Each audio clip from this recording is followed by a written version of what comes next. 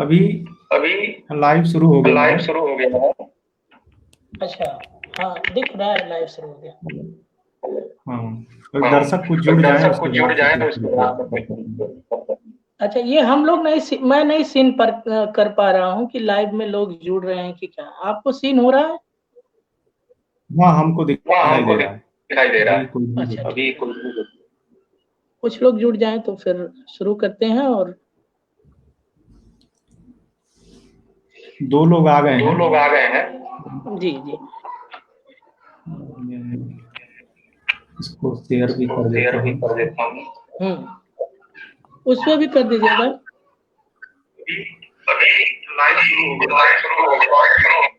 अब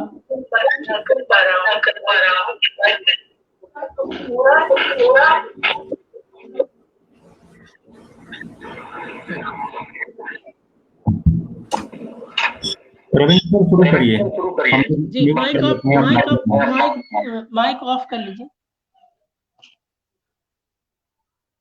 सभी साथियों को नमस्कार। आप सभी का परिवर्तन पत्रिका के फेसबुक लाइव कार्यक्रम में स्वागत है। आज हम जिस पर चर्चा से जुड़ रहे हैं उसका विषय है सावित्रीबाई फुले का सामाजिक अवदान एवं संथागार वेब पोर्टल का लोकार्पण। हम सब अवगत हैं, आज सावित्रीबाई फुले का जन्म दिवस है। वो भारतीय परंपरा में पहली महिला शिक्षिका रही हैं। इस पर बातचीत करने के लिए हमारे साथ हमारे 3 मेहमान वक्ता जुड़े हुए हैं। सॉरी, अब तो 1 लोग अभी जुड़ जाएंगे तो उन्हें हम ले लेंगे। अभी फिलहाल हमारे पास 2 मेहमान वक्ता अपने वक्तव्य के लिए जुड़े हुए हैं। और हाँ, तीसरे भी मेरे वक्ता जुड़ गए हैं। तो मैं कार्यक्रम शुरू हो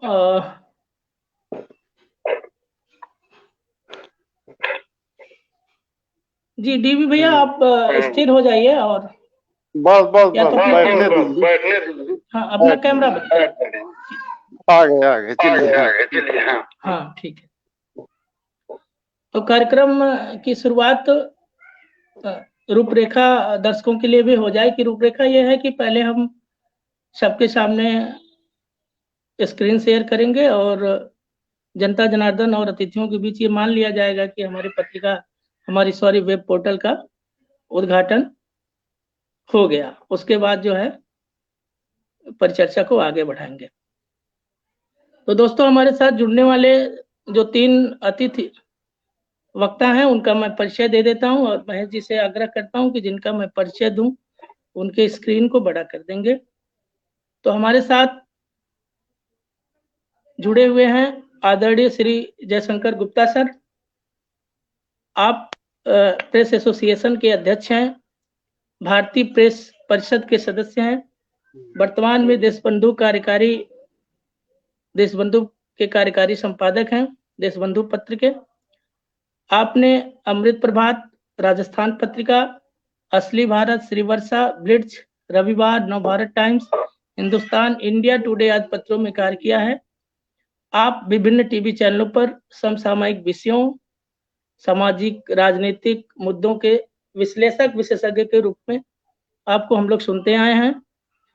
आप जो है पत्रकारिता के छात्रों के लिए गेस्ट टीचर, अतिथि शिक्षक के रूप में आपने संबोधन भी किया है। आप संयुक्त राष्ट्र के यूनिफेम आदि संगठनों से जुड़ाव रहा है। आप ह्यूमन ट्रैफिकिंग और जेंडर वायलेंस आदि मुद्दों पर सक्रिय रहे हैं।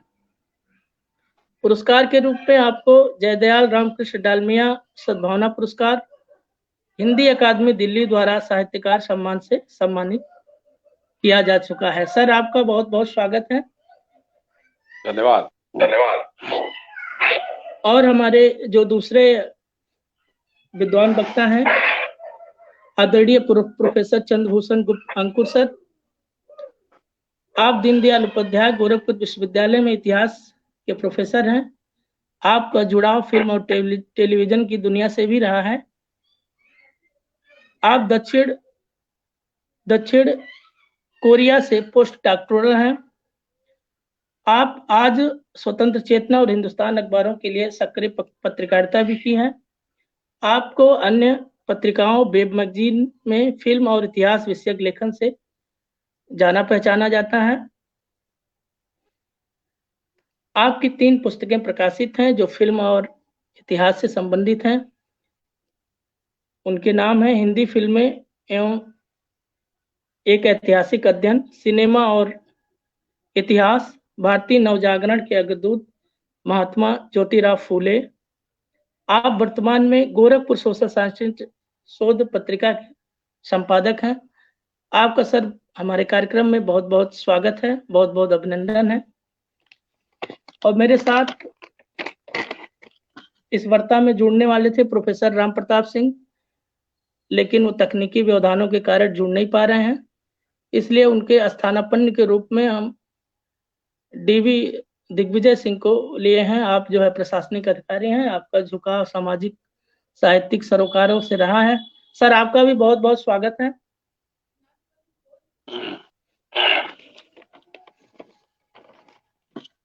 जी, तो अब मैं चाहूंगा कि कार्यक्रम को आगे बढ़ाते हुए महेश जी से गुजारिश करूंगा कि आप जो है वेब पोर्टल को स्क्रीन पे ले आएं और जनता जनार्दन दर्शकों और हमारे अतिथि मेहमानों के सम्मुख उसको प्रस्तुत करिए और हम लोग ये स्वीकार कर लेंगे।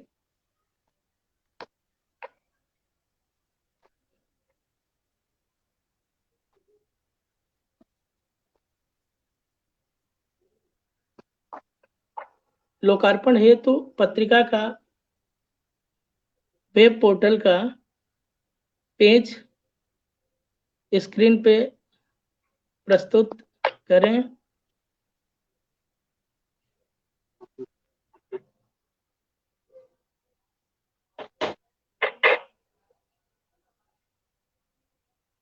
जी,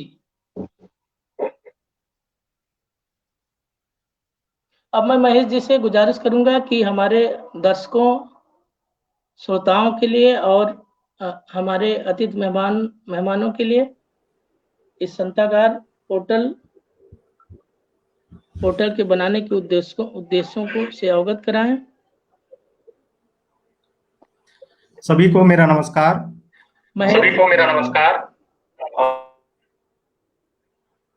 संथागार नाम से जो वेब पोर्टल बना है, इस वेब पोर्टल को बनाने का जो उद्देश्य रहा है, इस उद्देश्य के पीछे हम देखते हैं कि आज भी ग्रामीण क्षेत्रों में और कई ऐसे पिछड़े क्षेत्र हैं जहां के युवक अपनी पहचान क्या है उसको जान नहीं पाए हैं और उनकी स्थिति बड़ी भ्रम की स्थिति है। मैं उदाहरण के रूप में कुशीनगर, देवरिया, गोरखपुर और गोपालगंज बिहार का जो एक जिला है और बनारस का जो क्षेत्र है, उस क्षेत्र में एक जाति सैथवार मल जो रहती है, उसमें उन जाति के युवाओं में आजकल जो चेतना वाली बात है वो उस रूप में नहीं है कि उनकी आखिरी वास्तव में पहचान क्या है। वो भ्रम की स्थिति में है। बहुत सारे लोग अपने आप को क्षत्रिय घोषित करते हैं, बहुत सारे लोग जो है अपने आप को ओबीसी के संदर्भ में देखते हैं और बहुत तरह तरह की बातें उनके बीच में फैली हुई हैं। एक दूसरी बात यह है कि इतना बड़ा समुदाय जो है होने के बावजूद और बुद्ध की धरती पर रहने के बावजूद भी उनका इतिहास सही तरीके से नजर नहीं आता। ना तो उस तरह से कोई प्रॉपर किताबें हैं और ना ही उस तरह से रिसर्च कोई हो पाया है। अगर कोई 2-4 किताबें रिसर्च के रूप में आई हैं तो वो भी पूरी तरह से नजर नहीं आती। यह मैं केवल एक जाति का उदाहरण दे रहा हूं। इसके अलावा मैं देखता हूं तमाम ऐसे लोग हैं, ऐसे युवा हैं जो करना बहुत कुछ चाहते हैं लेकिन उनको प्लेटफॉर्म नहीं मिलता। तो उनको प्लेटफॉर्म मिलने के लिए क्या होता है कि रिसर्च वाली पत्रिकाएं बहुत सारी आती हैं, लेकिन रिसर्च वाली पत्रिकाओं को समझने के लिए हायर एजुकेशन की जरूरत पड़ती है और हायर एजुकेशन मुझे नहीं लगता कि हर व्यक्ति को आज के समय में भी मिल पा रहा है। तो समस्या यहाँ आ जाती है कि हायर एजुकेशन वाली जो पत्रिकाएं हैं, रिसर्च वाली जो पत्रिकाएं हैं, उनके सामने बड़ी लेंदी हो जाती हैं, समझने में उनके लिए बड़ा मुश्किलात सामने आते हैं। तो इसी को दृष्टि में रख करके हमने जो है, हम सभी लोगों ने मिलके, इसमें रविंद्र प्रताप जी जो हैं और विद्या जी हैं, और सबसे बड़ा सहयोग मैं कहूँ आशीर्वाद स्वरूप कि डीबी सर का रहा है, जिन्होंने बहुत बढ़िया से प्रोत्साहन दिया हम लोगों को और कहा कि नहीं आप लोग शुरू करिए। तो इस रूप में यह संथागार नाम से वेब पोर्टल की शुरुआत हुई। नामकरण इसलिए रखा गया कि संथागार जो है यह एक पारंपरिक चीज है, ऐतिहासिक चीज है। संथागार के बारे में पोर्टल पे परिचय में बताया गया है कि संथागार का क्या इतिहास रहा है। परिचय में मैं उसी को पढ़ देता हूं, ज्यादा कुछ बताने की कोशिश नहीं करूंगा। तो इस परिचय में बताया गया है कि संथागार पाली भाषा और बुद्ध परंपरा का शब्द है। यह भारत के प्राचीन गणतांत्रिक व्यवस्था का एक सभा भवन था, जिसके माध्यम से संथागार के सदस्य किसी सामाजिक, आर्थिक और राज्य से संबंधित मुद्दों को सभा में रखते थे, जिस पर बहस मुसाहिबा होता था। मुबाहिसा है ना सर? विचार विमर्श, हाँ मुबाहिसा है, वो गलती हो गया है, उसको सुधार कर लिया जाएगा। बहस मुबाहिसा होता, विचार विमर्श होता था, विशेष परिस्थितियों में संबंधित मुद्दों पर मत लिया जाता था और तदनुसार कार्य करने की जनतांत्रिक व्यवस्था होती थी। इस कार्य प्रणाली की इसकी कार्य प्रणाली बिल्कुल आज की पार्लियामेंट की तरह थी, इसलिए इन गणराज्यों को आधुनिक गणतंत्र होने का श्रेय जाता है। इससे जाहिर होता है कि संथागार बुद्ध के समय में था, उससे शायद पहले भी रहा होगा, क्योंकि पाली भाषा लोक में बोली जाती रही होगी, बहुत पहले से बोली जाती थी। तो उस समय इसका एक प्रचलन कहें कि समाज को जागरूक करने के लिए, समाज की समस्याओं को उसके बीच में रखा जाता था, उसका समाधान किया जाता था। तो अपने आप में यह लोकतांत्रिक व्यवस्था थी। आज भी लोकतंत्र की बड़ी आवश्यकता है और उसी को दृष्टि में रखते हुए खासकर उन युवकों के लिए यह पोर्टल सामने आया है। उसके लिए आया है खासकर जो हाई स्कूल, इंटर पास या बीए तक पढ़े होते हैं, या बहुत ज्यादा हायर एजुकेशन में बहुत कम लोग जा पाते हैं। बहुत हायर एजुकेशन में जो लोग चले गए हैं उनके लिए तो बहुत सारे संसाधन आज के समय में उपलब्ध हैं, लेकिन उन तक यह पहुंचाने और उनकी बात, उनकी जो रचनात्मक शक्ति है उसको यहाँ पर लाने के उद्देश्य से इस संथागार वेब पोर्टल का विचार सामने आया और इसको बनाया गया और इसका आज जो है लोकार्पण हो रहा है। कुछ चीजें हैं जो इसमें बताया गया है कि यह पोर्टल जो है अपने आप में बुद्ध के ज्ञान परंपरा का वाहक है। इसका संथागार नामकरण बुद्ध के मानवीय मूल्यों के मद्देनजर है। यह पोर्टल बुद्ध के मार्ग का अनुसरण करते हुए मानव जीवन के उदात्त मूल्यों, समता, स्वतंत्रता, मैत्री, बंधुता का संवाहक होगा एवं इन मूल्यों के विकास में सहायक होगा। यह पोर्टल धर्म, जाति, संप्रदाय, लिंग भेद से सदैव निरपेक्ष रहेगा। इस पोर्टल पर संवैधानिक मूल्यों की बहसें, दलित, स्त्री, ओबीसी, बहुजन, पसमादा, आदिवासी, किसान आदि हाशिए के समाज के मुद्दे, बातचीत एवं विमर्श को प्राथमिकता के साथ प्रकाशित किया जाएगा। इस पोर्टल पर देश विदेश की महत्वपूर्ण खबरें, मानव जीवन, सभ्यता से संबंधित किसी भी मुद्दे को छापा जा सकता है। इस पोर्टल पर हर तरह की स्वस्थ बहसें, साहित्य, समाज, राजनीति, आर्थिकी आदि विषयों पर भी सामग्री प्रकाशित की जा सकती है। इस पोर्टल पर सामग्री कभी भी, एक चीज है कि इसमें कोई टाइम पीरियड नहीं दिया गया है। कभी भी जब कोई कुछ लिख करके भेजेगा तो उसकी समीक्षा की जाएगी और समीक्षा के बाद अगर वह हमारे इस लोकतांत्रिक पैमाने में आएगा तो उसको प्रकाशित किया जाएगा। अंध धार्मिक चीजें, अतार्किक विश्वास, मिथकीय, जादू टोना टोटका जैसी खबरें, वल्गर साहित्य, कंटेंट, बहस इत्यादि को पोर्टल पर किसी भी हालत में पब्लिश नहीं किया जाएगा, अर्थात उसे प्रकाशित नहीं की जाएगी। इस तरीके से इस वेब पोर्टल को जो है एक रूपरेखा तैयार की गई है। इसमें रचनाएं भेजने के लिए आप ईमेल आईडी रचना भेजे कर का एक पेज बना हुआ है, उस पेज में जाएंगे होम पेज के साथ ही, तो उसमें व्हाट्सएप नंबर दिया हुआ है और संथागार20@gmail.com पे आप मेल कर सकते हैं, आप जो कुछ भी लिखे हैं। उसके बाद संपर्क करना हो तो संपर्क नंबर यहाँ दिया गया है, ईमेल पे संपर्क किया जा सकता है, ग्राम भलुआ, पोस्ट परसिया, जिला देवरिया, उत्तर प्रदेश। और लेकिन यह पत्र भेजने के लिए कारगर होगा। आजकल तो ईमेल और व्हाट्सएप का जमाना है, तो मुझे लगता है कि संपर्क का माध्यम व्हाट्सएप नंबर और ईमेल आईडी सबसे ज्यादा महत्वपूर्ण है। मुख्य पृष्ठ पे आप जब देखेंगे तो इस पोर्टल को, तो आपको इस तरह से दिखाई देगा। कोई भी आलेख पढ़ना हो आपको तो इसमें इस पे क्लिक करके पढ़ा जा सकता है, मोबाइल पे भी और लैपटॉप। तो इस तरीके से ये पोर्टल अब काम करेगा। आज आप सभी के सामने फेसबुक लाइव में सभी दर्शकों के सामने इस वेब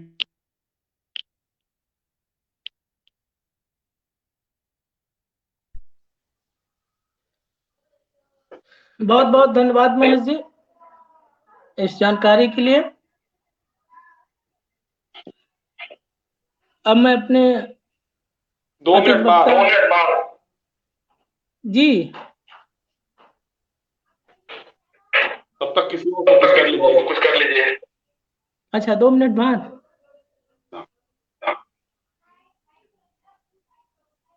ठीक है महेश जी, और आप कुछ कहना चाह रहे हो तो और आप कह दीजिए। और पोर्टल के बारे में कुछ और जी आप क्या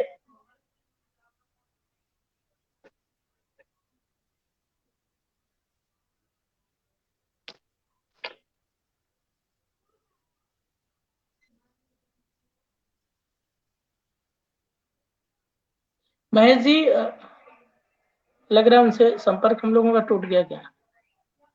वो दिख नहीं रहा है। वो रिकनेक्ट हो जाएंगे, तब तक बात कंटिन्यू करिए। जी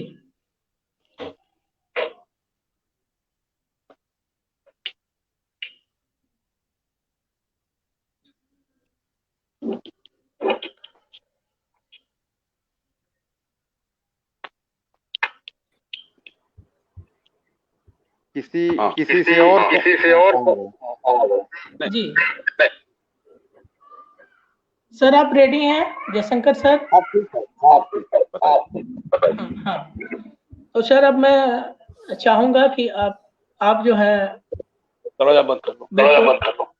वेब पोर्टल के संदर्भ में इसकी महत्व प्रासंगिकता, आज के समय में कोरोना कालखंड में कितनी जरूरत है ऐसे माध्यमों की, पत्रकारिता के सरोकारों एवं पत्रकारिता के दायित्वों के साथ बात करते हुए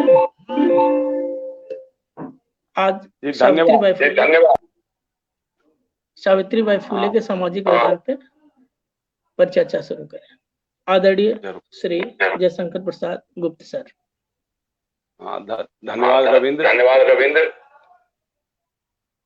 आवाज में कुछ इको हो रही है बार। ठीक है सर, कोई समस्या नहीं है। अच्छा ठीक है। तो एक तो आप सब लोगों को बहुत बहुत बधाई, नए साल की शुभकामनाएं। आज का दिन बहुत महत्वपूर्ण है। आज सावित्रीबाई फुले का जन्मदिन है, उनकी 190वीं जयंती मनाई जा रही है। और उस दिन आप लोग संथागार नाम का जो वेब पोर्टल शुरू कर रहे हैं, इससे अच्छी कोई बात हो नहीं सकती है। जैसा महेश ने अभी बताया, इसके पहले मैं बता दूं आपसे कि हमारे मित्र अनुज राजकुमार मल ने हमको बताया था आप लोगों के बारे में, और खासतौर से महेश के बारे में, विजयश्री के बारे में, रविंद्र के बारे में तो जानता ही हूं मैं कि कितना संघर्ष करके ये लोग आगे बढ़े हैं, कैसे कितना संघर्ष किया है जीवन में, शिक्षा को अर्जित करने में या ये सब करने में। और ये लोग एक संथागार के नाम से जो पोर्टल शुरू कर रहे हैं, तो उसके लिए मुझे उन्होंने कहा था कि आपको इस पे आना है। हमने कहा कि नहीं, इसमें तो कोई सोचने वाली बात ही नहीं हो सकती है। जैसा अभी महेश ने बताया संथागार के बारे में कि पाली भाषा का शब्द है और बौद्ध धर्म और बौद्ध दर्शन में इसका जिक्र बहुत आता है। तो उस समय संस्थागार मतलब संस्था, संस्था और गार, गार का मतलब जैसे कोई जगह, तो उस आम सभा के रूप में इसको लिया जाता होगा शायद। और हम आपको पता ही है कि हमारा जो भारतीय लोकतंत्र है वो कितना पुराना है। तो ईसा पूर्व 600 वर्ष कहा जाता है कि लिच्छवी गणराज्य जब रहा होगा, तो उस समय से लोकतंत्र की जो जड़ें थी हमारी कितनी मजबूत हुई थी। हालांकि आज उसका सीधा सीधा अपभ्रंश दिखाई दे रहा है। अभी जैसे महेश कह रहे थे कि आज की संसद का रूप एकदम कतई नहीं, उस समय की जो संसद रही होगी, आम सभा रही होगी, और आज की संसद में कोई तुलना ही नहीं कर सकते आप। आज की संसद चोरी छिपके किसान कानून पास कर लेती, उस पर चर्चा भी नहीं करती है, बहस नहीं करती है, मत विभाजन भी नहीं करती है, और एक कानून पास हो जाता है। ऐसा शायद पहले नहीं रहा होगा। पहले की जब संसद बैठती होगी, आम सभा जब होती होगी और जो उसमें फैसले होते होंगे, तो उसमें काफी विचार विनिमय होता रहा होगा। हाल के वर्षों तक होता भी रहा है, लेकिन अभी जो जिस हालत में जा रही है, तो ऐसे समय में जब आप शुरू करें संस्थागार, तो इससे अच्छी तो कोई बात हो नहीं सकती है। तो कोशिश यही रहनी चाहिए मेरे ख्याल से, जो आप लोगों का संकल्प है या जो ये घोषणा है, अगर इस पे आप लोग कायम रहे तो बहुत बड़ी बात होगी ये। क्योंकि जो संसद का जो हमारे जो व्यवस्था सिस्टम है, उसको चलाने वाली जितने भी संस्थाएं हैं, चाहे वो विधायिका हो, चाहे वो कार्यपालिका हो, चाहे वो न्यायपालिका हो, चाहे वो पत्रकारिता को भी आप दे सकते हैं, ये चारों आप आज की तारीख में अपनी अपनी पतन की दिशा में ही बढ़ रहे हैं, अपने पतन की दिशा में ही बढ़ रहे हैं, पतनोन्मुख हैं ये। और ऐसे समय में अगर आप एक शुरुआत करते हैं, आज देखिए सबसे बड़ी बात क्या है, हम तो पत्रकारिता से जुड़े हुए हैं। आज देश का किसान दिल्ली की सरहदों पे डटा हुआ है। आज की जो तूफानी बारिश हुई है, उसमें भी वो लोग लगातार, चाहे वो दिल्ली गाजियाबाद के बॉर्डर पे हो, सिंघू बॉर्डर पे हो, गुड़गांव के पास हो, जितने भी बॉर्डर्स हैं दिल्ली के, वो कड़कती ठंड में, कड़कते बादलों के बीच, हो रही बरसात के बीच यहाँ बैठे हुए हैं।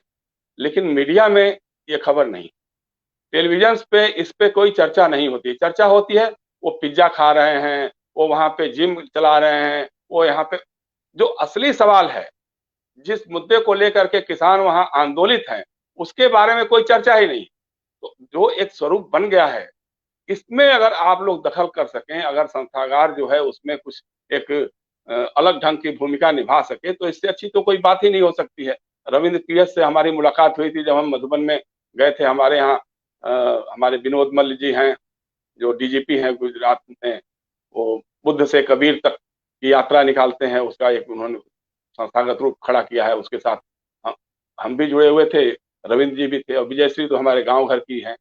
तो इसलिए अच्छा लगा आप लोगों से मिल करके, आप लोगों का जो ये प्रयास है उसके प्रयास के जुड़ करके। और सबसे बड़ी बात है कि आज देखिए, आज सावित्रीबाई फुले जी का जन्मदिन। सावित्रीबाई फुले कौन? हमारे समाज की सबसे बड़ी विडंबना क्या रही है, जो मुझे बार बार कभी कभी झकझोरते रहती है। मैं देखिए, मैं कोई इतिहासकार नहीं हूँ या कुछ ढंग से उस चिंतक या उस दम नहीं हूँ। मैं शुद्ध रूप से एक पत्रकार हूँ, उसी हिसाब से मैं पढ़ता हूँ, लिखता हूँ, सोचता हूँ। तो बार बार मुझे लगता है कि इतनी अच्छी अच्छी बातें जो बुद्ध ने कही, जैन ने कही, महावीर स्वामी ने कही, कबीर ने कही, ज्योतिबा फुले ने कही, सावित्रीबाई फुले ने कही, गांधी ने कही, लोहिया ने कही, जयप्रकाश ने कही, सारे लोगों ने बहुत अच्छी अच्छी बातें कही। लेकिन हमने क्या किया? हमने उनको मूर्तिवत बना दिया, एक मूर्ति बना दी, एक पूजनीय बना दिया, कि ताकि उनको एक प्रतिमा लगा लो, उनकी फोटो लगा लो, उनकी एक मूर्ति बना दो, और उनको भगवान के रूप में करके गांधी भगवान, बुद्ध भगवान, कबीर भगवान। कबीर लगातार मठों का विरोध करते थे, तो कबीर के नाम पे चौरा बना लिया। बौद्ध लगातार महात्मा बुद्ध राजपाट छोड़ करके आगे बढ़ चुके थे, लेकिन बौद्ध के नाम पे, उनके नाम पे तमाम बौद्ध विहार और ये मठ और वो मठ, ये सब खड़े होते चले गए। जैन लोगों का भी वही है। तो जितने भी वो बातें जो उन्होंने कही हैं, बौद्ध बुद्ध ने की है, कबीर ने कही है, जैन ने कही है, जितने लोगों ने कही हैं, उन बातों के सीधे हम खिलाफ काम करते हैं, लेकिन उनकी पूजा भी करते हैं। तो ये जो रहा है, क्योंकि आप देखिए, जैसे कहा, महेश ने भी कहा, सावित्री बाई फुले इस देश की पहली शिक्षिका थी। उन्होंने जिस तरह से संघर्ष करके शिक्षा के क्षेत्र में कदम रखा, उस समय वो 17 में उनका जन्म हुआ था, 1800 कितने में, 33 में मेरे ख्याल से रहा होगा, हाँ 31 में, 1831 में, हाँ 31, हाँ 31 में उनका जन्म हुआ था। उस समय की जो व्यवस्था थी, वहां पेशवा लोगों का राज होता था। एक शिक्षा का अधिकार, शिक्षा ग्रहण करने का और शिक्षा देने का, दोनों का अधिकार एक खास तबके को था, एक खास जाति के लोगों का था। बाकी जातियों को न शिक्षा लेने का अधिकार था, न शिक्षा देने का अधिकार था।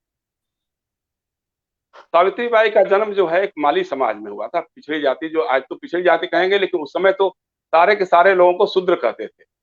मतलब जैसे महेश बता रहे थे ना कि वो सैंतवार मल जो हमारे यहाँ के लोग होते हैं, देवरिया गाजीपुर में होते हैं, गोरखपुर में होते हैं, अगल बगल के और कुछ जिलों में भी होते हैं, तो अब कभी अपने को छत्री बताते हैं, कभी कुछ बताते हैं। तो सबसे बड़ी बात हमारे यहाँ क्या रही है कि जो शूद्र जातियां रही, उनमें इस बात का तकलीफ या इस बात का गुस्सा नहीं रहा है कि हमारे ऊपर इतने लोग बैठे हुए हैं। उन्हें इसी बात की खुशी हो जाती है कई बार कि हमारे नीचे भी इतनी जातियां हैं, मतलब हम सैंतवार हैं, हम राजपूत हैं, हम क्षत्रिय हैं, मतलब हमारे नीचे बाकी सारी जातियां हैं, तो हमको इसी बात की खुशी है। हमको इस बात का रंज नहीं है, हमको इस बात का गुस्सा नहीं है कि हमको किस दबा के रखा गया, हमको पिछड़ा बना के रखा गया, हमको शिक्षा के क्षेत्र में, हमको नौकरी के क्षेत्र में, हमको पढ़ाई के सारे क्षेत्रों में हमको बहिष्कृत करके रखा गया। तो सावित्रीबाई ने उस समय, जब अनपढ़ महिला थी, निर्धन परिवार की महिला थी, उनका विवाह हुआ ज्योतिबा फुले से, ज्योतिराव से हुआ था, उनकी शादी हुई थी। ज्योतिराव उनके पहले शिक्षक बने। ज्योतिराव ने उनको अपने घर में, जब वो गई उनके साथ रहने के लिए, तो उनको पढ़ाना शुरू किया, उनकी शिक्षा शुरू की और फिर उनको आगे बढ़ाने की कोशिश की। जब शिक्षा ग्रहण कर लिया उन्होंने, तो उन्होंने सोचा कि नहीं, इस समाज को बदलने के लिए सबसे बड़ी आवश्यकता यही होगी कि शिक्षित बनना होगा, जागरूक बनना होगा। और उन्होंने एक शिक्षा का एक मुहिम शुरू किया। पुणे में रहते थे वो लोग, पहले महारों की बस्ती में जाकर के पढ़ाना या और लोगों के साथ फिर स्कूल खोलना। उसके आगे जब बढ़ता गया मामला, थोड़ा सा बढ़ने लगे, तो अब ये सारी बातें वहां के उस समाज के लोगों को एकदम नाकाबिले बर्दाश्त थी। जो लोग समझते थे कि शिक्षा ग्रहण करने का और शिक्षा देने का अधिकार सिर्फ हमारा है, मतलब जो ब्राह्मणवादी समाज था वहां का, या पेशवाई लोग थे, पेशवा समाज था वो, तो उनको ये लगता था। तो लगातार इसका विरोध हुआ। विरोध होते होते यहाँ तक स्थिति आई कि ज्योतिबा फुले के परिवार के लोगों ने उनको घर से निकाल दिया। और घर से निकलने के बाद वो गए, उस्मान शेख उनके एक मित्र थे, पुराने मित्र थे, उनके यहाँ जाकर रहने लगे। उस्मान शेख की बहन थी फातिमा बी शेख, उनसे सावित्रीबाई की दोस्ती हुई। फिर दोनों ने मिलकर के जो शिक्षा का अभियान शुरू किया। अब हमने जो पढ़ा है, जो सुना है, हम तो महाराष्ट्र में रहे भी हैं, देखा है हमने, वो सारी बातों को देखा है कि सावित्रीबाई बताते हैं लोग कि वो जब जाती थी स्कूल पढ़ाने के लिए, तो एक थैले में एक अलग साड़ी लेकर जाती थी, क्योंकि उनके ऊपर लोग कीचड़ फेंकते थे, गोबर फेंकते थे, गालियां देते थे, भद्दी भद्दी गालियां देते थे, मतलब मजाक उड़ाते थे। हमने इसी तरह की बातें अपने गांव में भी देखी। हमारे गांव में जो एक महिला की जो पढ़ाती थी पहले, हमारे गांव मधुबन से पहले का जो गांव था, गांगे नेवादा गांव से आती थी, वो साइकिल चलाते हुए पढ़ाती थी हमारे गांव के पास में। तो उनका लोग मजाक उड़ाते थे, चिड़ैया चिड़ैया कह करके मजाक उड़ाते थे। तो ये हमारे समय की बात है। और सावित्रीबाई की बात तो आप समझिए कि 190 साल, मतलब 170-80 साल पहले की बात होगी, जब वो पढ़ाने निकलती होगी या जब जाती होंगी लोगों को बताने समझाने के लिए कि भाई शिक्षा का ग्रहण का अधिकार सबको है। तो उस समय उनको कितना बड़ा विरोध झेलना पड़ता होगा, वो आप कल्पना कर सकते हैं। लेकिन उन्होंने हार नहीं मानी। वो लगातार इन सबों के बावजूद वो लड़ती रही, संघर्ष करती रही, शिक्षा के क्षेत्र में लोगों को अपना योगदान करती रही। यही नहीं, महिला अधिकारों को लेकर के, बाल विवाह के खिलाफ, विधवा विवाह के पक्ष में, या और इस तरह की जितनी भी कुरीतियां, सामाजिक कुरीतियां हैं, उनके खिलाफ उन्होंने संघर्ष करना शुरू किया, और पति पत्नी दोनों ने मिल करके। अब आज देखिए ना, आज जो भी हमारे यहाँ सरकारें बन जाती हैं, तो कभी वो जो महापुरुषों की छवियां होगी, उसमें ज्योतिबा फुले, सावित्रीबाई फुले, साहू जी महाराज, इन सारे लोगों की तस्वीरें तो लग जाएंगी। लेकिन साहू जी महाराज और ज्योतिबा फुले ने और सावित्रीबाई फुले ने कहा क्या था, इन बातों के लिए उनको याद करते हैं लोग। इन बातों पे अमल करने की जरूरत शायद किसी को होती नहीं। तो सबसे बड़ी बात यही है कि जिन बातों के लिए उन्होंने संघर्ष किया, अंधश्रद्धा के खिलाफ, अंधभक्ति के खिलाफ जो उनका ये संघर्ष था, और महिलाओं को आगे बढ़ाने के लिए उन्होंने माना कि नहीं, जब तक शिक्षित नहीं होंगे, अगर शिक्षा होगी तभी लोग आगे बढ़ेंगे। और खासतौर से जो पिछड़ी जातियां हैं, जो दलित जातियां हैं, अब आज आप सोचिए क्या स्थिति होती है। उसी के बाद ज्योतिबा फुले के बाद में कोल्हापुर के राजा थे साहू जी महाराज। साहू जी महाराज कितने बड़े क्रांतिकारी थे, लेकिन उनके बारे में हमारे समाज को ज्यादा कुछ पता ही नहीं लगता है। वही एक आदमी थे जिन्होंने उस समय जो शूद्र जातियां कही जाने वाली जातियां थी, जो पिछड़ी जातियां थी, उनको उन्होंने 50% रिजर्वेशन अपने समय में सरकारी नौकरियों में दिलाया। आज हम लोग आरक्षण के नाम पे बढ़ जाते हैं तुरंत, कभी कहते हैं कि नहीं, हम कोई मलान के हमारे मल्ल लोग उसका विरोध करते हैं, सैंथवार लोग उसका समर्थन करते हैं, क्योंकि सैंथवार लोगों को उसका फायदा मिलता है, मल्ल लोगों को उसका नहीं मिलता है। तो ये इस तरह की जो भावनाएं बनी। अब इससे सबसे बड़ी बात ये थी कि उनकी एक कोशिश थी कि साहब सारे जितने शूद्र जातियां हैं, जो अछूत जिनको कहते हैं, जिनको मानते हैं कि ये इनके छूने से ही या उनके कुछ अगर पढ़ लिया उन्होंने तो पाप लग जाएगा, उनकी छाया से भी हमको परहेज करना चाहिए। तो ये सारी स्थितियों के खिलाफ जो संघर्ष किया सावित्रीबाई फुले ने, ज्योतिबा फुले ने, आज महाराष्ट्र में उनका जन्मदिन जो है वो बालिका दिवस के रूप में मनाया जाता है। लेकिन बालिकाओं की स्थिति में आज क्या है? आज हमारे यहाँ स्थिति क्या है? जो उन्होंने किया, जो उनका एक ये था, उसको लेकर के तो हम कभी आगे बढ़े नहीं, लेकिन हम पूजनीय जरूर बना दिए। तो हम यही चाहेंगे कि जो हमारी ये वेब पोर्टल है, संस्थागार है, संस्थागार के जरिए एक बहस मुबाहिसा हो, कायदे की बात, जो इशूज हैं, जो जनता के इशूज हैं, जो गरीबों के इशूज हैं, जो दलितों के इशूज हैं, जो महिलाओं के इशूज हैं, उन इशूज पे चर्चा हो, बहस हो, ताकि लोगों के बीच में ये बातें जाकर के पहुंचे। इस बात के लिए हम कहना चाहेंगे। हम आपसे कहना चाहते हैं कि हम तो पत्रकारिता के क्षेत्र में आ गए, पहले राजनीति के क्षेत्र में थे, हम लोग जयप्रकाश आंदोलन में भी थे, आपातकाल में जेल भी गए थे। लेकिन उसके बाद जब देखा कि सरकारों का स्वरूप तो लगभग एक ही जैसा होता है, चाहे वो कांग्रेस की सरकार हो, चाहे जनता पार्टी की सरकार हो, सरकारें एक तरह से सोचती हैं, सरकारें एक तरह से ही करती हैं। तो फिर हमने छोड़ करके पत्रकारिता के क्षेत्र में हम आ गए थे। हमारे कुछ आदर्श थे, कुछ तय किया था हमने कि हमको पत्रकारिता के जरिए हम क्या क्या कर सकते हैं, क्या क्या हमको करना चाहिए।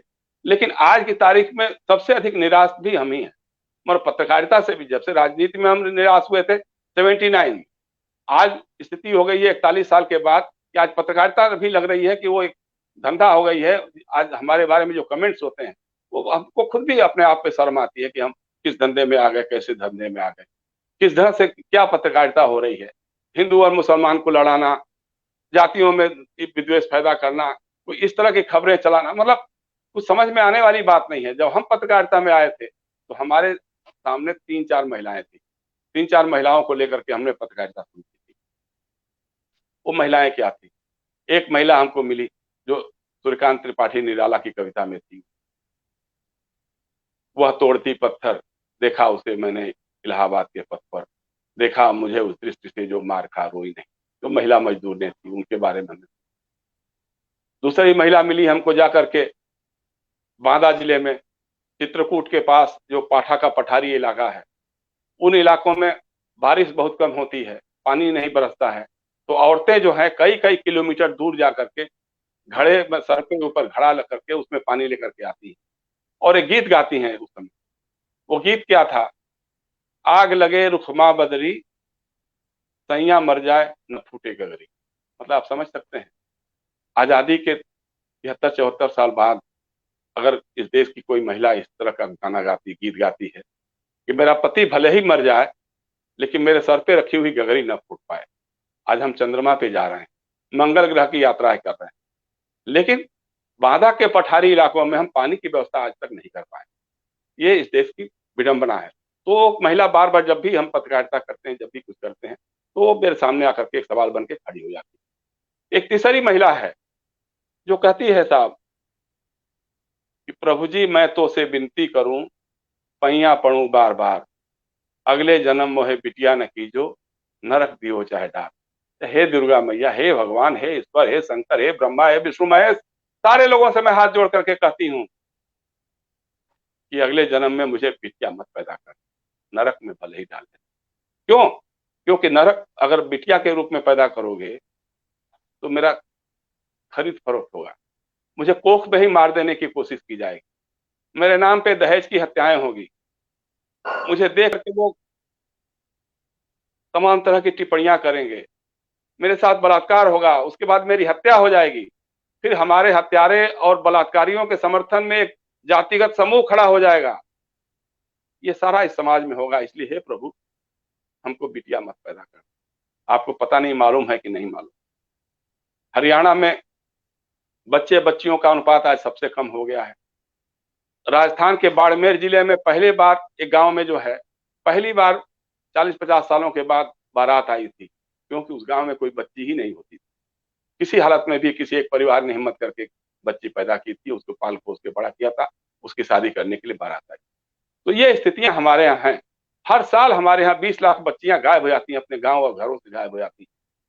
ह्यूमन ट्रैफिकिंग जैसा अभी चर्चा किया मेरे बारे में बता रहे थे कि हम ह्यूमन ट्रैफिकिंग के लिए काम करते हैं।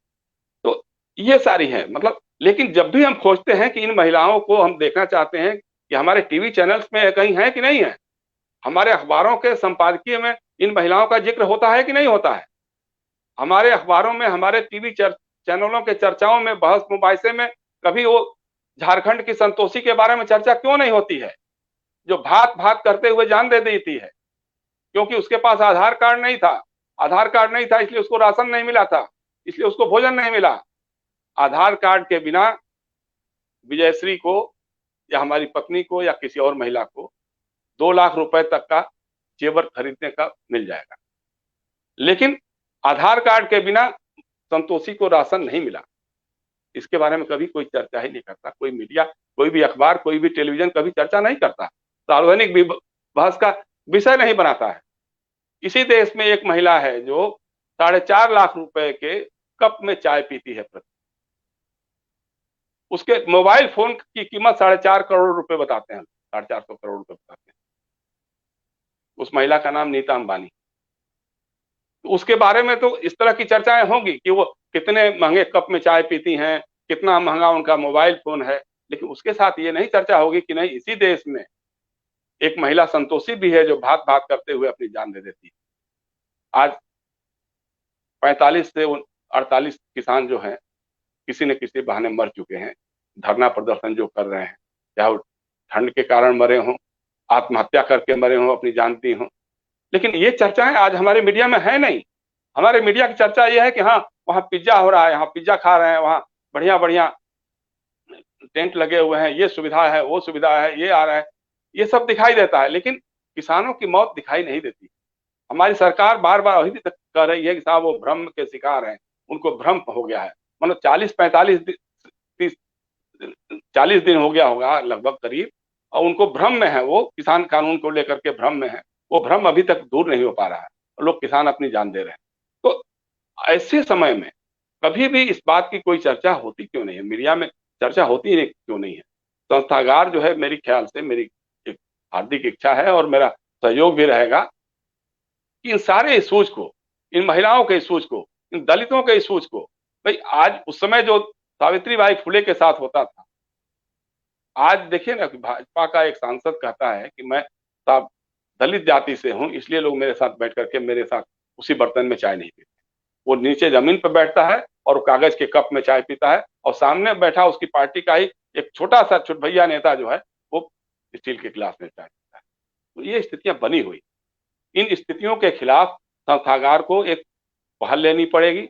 अपना वेब पोर्टल शुरू करते समय जो विमर्श के मुद्दे होंगे, उन मुद्दों को देखना होगा, क्योंकि देखिए हमको मीडिया से, इस हमारे जो आज का जो मीडिया है, उस मीडिया से बहुत ज्यादा उम्मीद नहीं रह गई। अब इसी तरह का जो संस्थागार जैसी मीडिया जो है, ये अगर सामने आएंगी, ये अगर रियल इशूज को लेकर के सामने आएंगी, ज्वलन जो मुद्दे होंगे उनको लेकर के आएंगी, तभी कोई बात बनेगी, क्योंकि उनको टीआरपी का संकट नहीं रहेगा। क्योंकि टीआरपी वाले जो है हमारे भाई लोग, वो टीआरपी के नाम पर क्या क्या दिखाएंगे, कभी वो भूत दिखाना शुरू कर देंगे, कभी वो नाग नागिन की शादी दिखाना शुरू कर देंगे, कभी एक राजू श्रीवास्तव आता था वो टीआरपी बढ़ाने के लिए कि साहब वो अपना जोक्स और मजाक करना शुरू करता था, कभी रामदेव आते थे योग करने के लिए और उसके नाम पे चल जाता था, कभी राखी सावंत को बुला लेते थे लोग कि ये टीआरपी बढ़ा लेगी। अब ये तीनों जब खारिज हो गए हैं, तीनों की बात नहीं चल पा रही है, राजू श्रीवास्तव की मिमिक्री पर कोई हंसता नहीं है, रामदेव का योग जो है उसके व्यवसाय की कहानी कहना शुरू कर देता है कि किस तरह से वो अरबपति बन गया, वो अपने बिजनेस व्यापार में फर्जीवाड़ा कर करके। तो उसके बारे में भी अब कोई उसके योग की चर्चा नहीं होती, उस पर टीआरपी नहीं बढ़ती है। या इसी तरह से राखी सावंत को अब देखने की किसी की इच्छा नहीं होती है, उसकी बलगटी को भी लोग नापसंद करते हैं। तो अब एक नया आ गया है साहब कि बस हिंदू मुसलमान घुमा फिरा करके हर चीज में कोई ना कोई एक एंगल ला दीजिए कि हाँ साहब इसमें हिंदू और मुसलमान का भी मामला है। कितनी बार खोजा गया इस किसान आंदोलन के बारे में कि कोई एक ऐसा लिंक मिल जाए जिससे हम खालिस्तानी दिखा दिया, खालिस्तानी बता दिया, नक्सली बता दिया, देशद्रोही बता दिया, क्या बच गया। तो ये हमारा मीडिया जो आज कर रहा है उसके बारे में सोच करके हमको कई बार बहुत ही तकलीफ भी होती है, शर्मिंदगी भी होती है। और मुझे लगता है कि हम इस फील्ड में क्यों बने हुए हैं। लेकिन अब यही है कि साहब हमारे जैसे लोग भी हैं, बहुत सारे लोग भी हैं जो स्थिति को थोड़ा अलग ढंग से सोचते हैं। हमको लगता है कि नहीं साहब, जाड़े के ठिठुरन में भी अगर किसान अपनी बात कहना चाहते हैं तो उनकी बातों को सुना जाना चाहिए, उनकी बातों पे चर्चा होनी चाहिए, उस पर बहुत मुबाहिसा होना चाहिए और सरकार को सोचना चाहिए, क्योंकि असहमति ही लोकतंत्र का सबसे बड़ा आधार होता है। इसलिए साथियों, मेरा आपसे यही कहना है कि भविष्य के लिए संस्थागार जैसी संस्थाओं को, इनके जैसे वेब पोर्टल्स को मजबूत करने की जरूरत है। और ऐसे जो इशूज हैं, जो जनता के सवाल हैं, जो जनता के इशूज हैं, उन इशूज पर चर्चा होनी चाहिए। इन शब्दों के साथ आपने मुझे सुना, पता नहीं कितनी बातें अच्छी लगी, बुरी लगी, आप लोगों को मुझे मालूम। जो समाज जिस दिशा में जा रहा है, चिंतित करता है, भयानक लगता है। आप लोगों का बहुत बहुत धन्यवाद।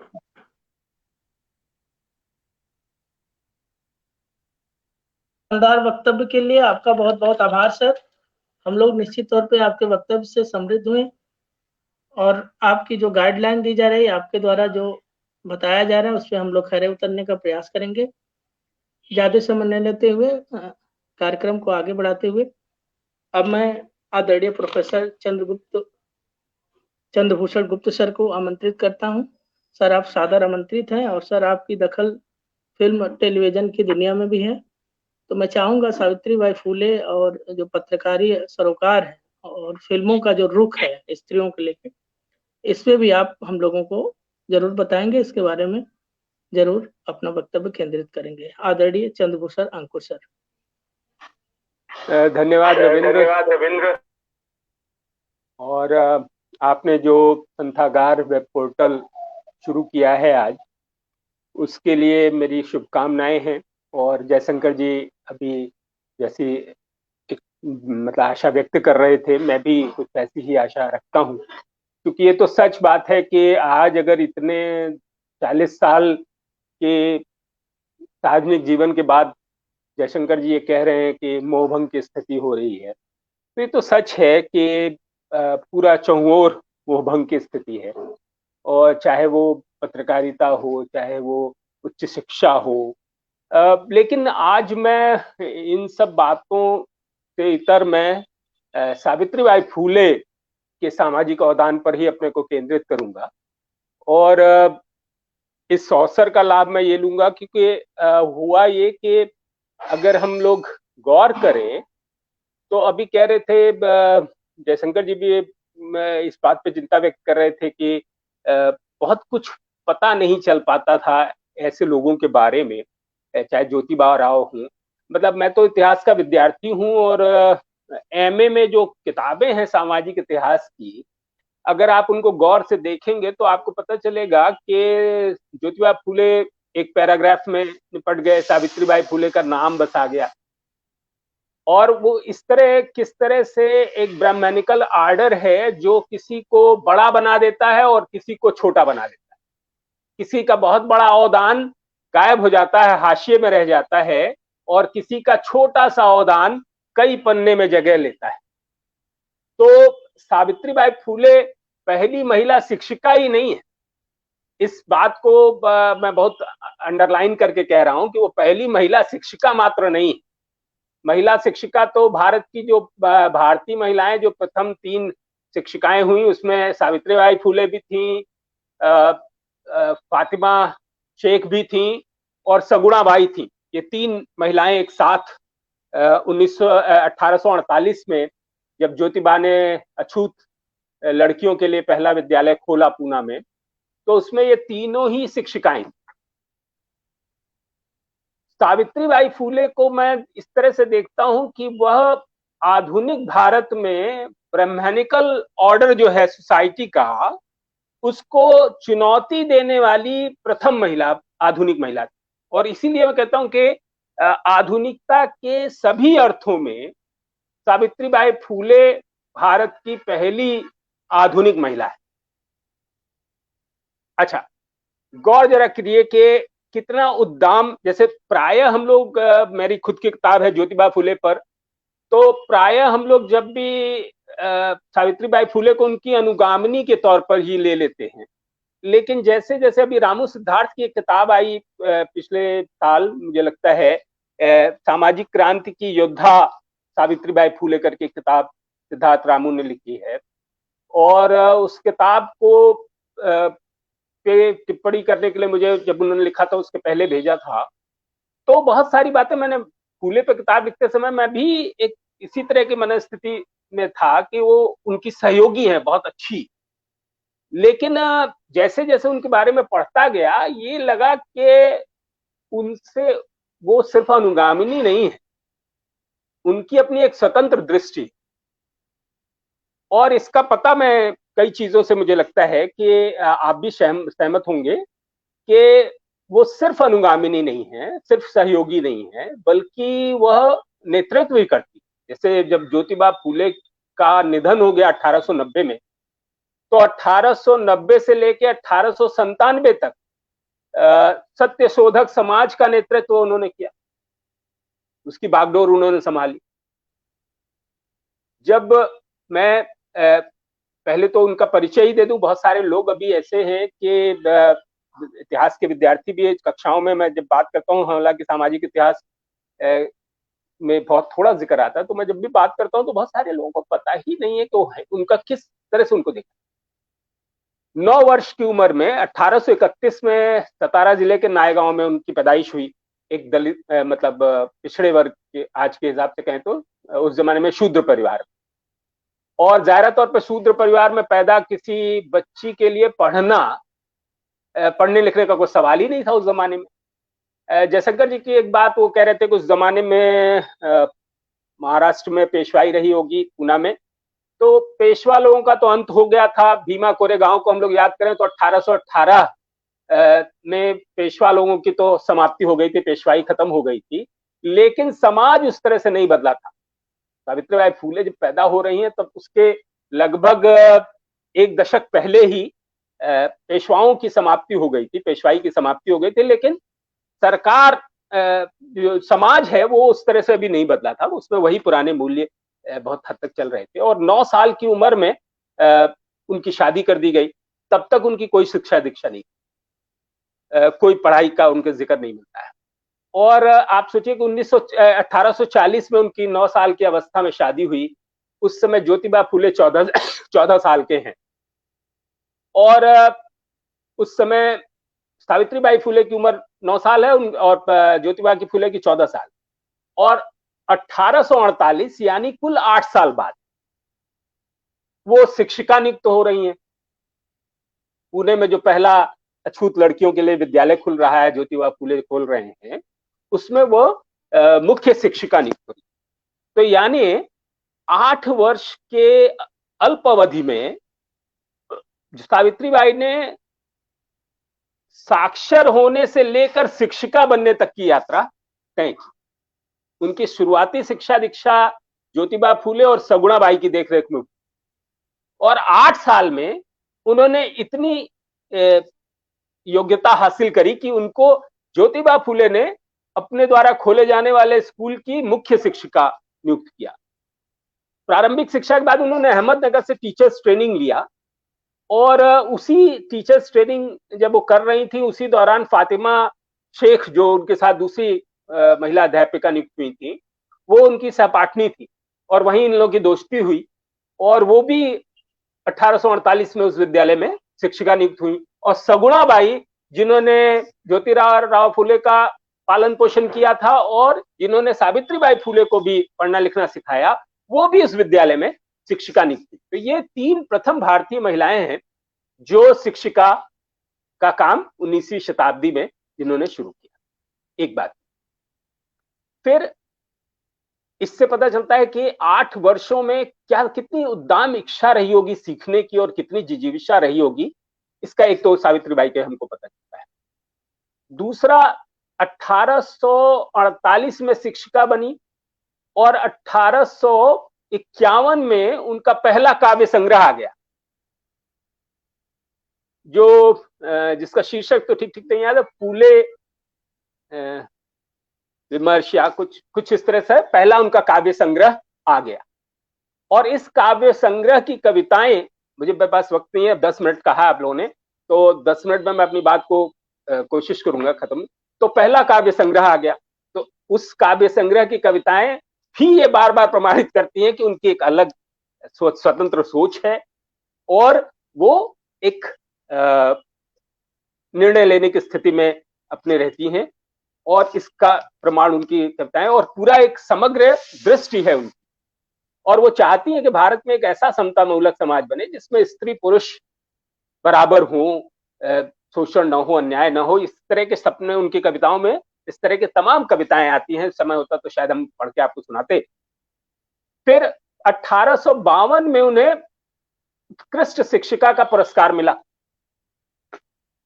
तो 4 वर्षों के अपने शैक्षणिक जीवन के बाद ही उनको शिक्षिका, आदर्श शिक्षिका सम्मान से सम्मानित किया गया और तब तक स्कूलों की संख्या बढ़ के इन 4 वर्षों में 18 हो गई थी एक से। जरा आप कल्पना कीजिए कि कितना बड़ा ये काम है उस जमाने में कि जिन लोगों के लिए मिशनरीज जरूर भारत में शिक्षा के दरवाजे खोल रहे थे, लेकिन भारतीयों के द्वारा अछूत कही जाने वाली जातियों, पुराने ब्राह्मणिकल ऑर्डर में जिन लोगों के लिए पढ़ना लिखना वर्जित था, उनके लिए शिक्षा के लिए इतने बड़े पैमाने पर कोशिश करना कि 4 वर्षों में 18 विद्यालय खुले और ये फुले दंपति ने किया। तो ये एक बहुत बड़ी बात है और सावित्रीबाई फुले लगातार इस तरफ से अपना कदम बढ़ाती रही। और मैं समझता हूं कि इसलिए सिर्फ उनको प्रथम शिक्षिका के तौर पे हमको नहीं देखना चाहिए, बल्कि वह भारत के में ब्राह्मणी व्यवस्था को, सामाजिक व्यवस्था को चुनौती देने वाली पहली आधुनिक भारतीय महिला। और वो हर जगह इस तरह के पहल करती हैं। जैसे अभी जिक्र किया था कि भाई ये तो सबको पता है कि वो जब पढ़ाने जाती थी तो उनके ऊपर गोबर फेंके जाते थे, कीचड़ फेंका जाता तो एक साड़ी लेके जाती थी और विद्यालय में जाके बदल लेती।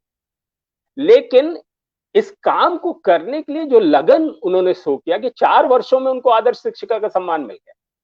और उसी दौरान उनके काव्य संग्रह आया, 2 काव्य संग्रह, 3 या 4 भाषण जो हमारे सामने हैं उनके, और विभिन्न जो ज्योतिबाई फुले के कई भाषणों का उन्होंने जो भारतीय इतिहास पर है उसका संपादन उन्होंने किया, सत्यशोधक समाज का नेतृत्व उन्होंने किया।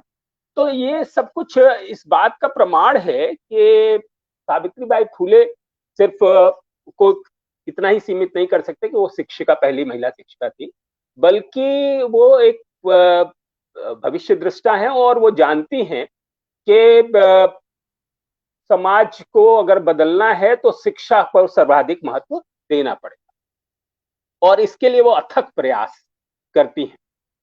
जब पुणे में मेरा ख्याल है कि ये 1876-77 के आसपास महाराष्ट्र में भयानक अकाल पड़ा और उसमें बड़ी संख्या में लोग मारे गए अकाल से। तो उस अकाल में जो बच्चे अनाथ हो गए थे, ऐसे बच्चों के लिए फूले दंपति ने 52 विद्यालय खोले जहां रहने, खाने, पढ़ने की व्यवस्था इन अकाल में अनाथ हो गए बच्चों के लिए उन्होंने किया। तो ये सब अद्भुत है।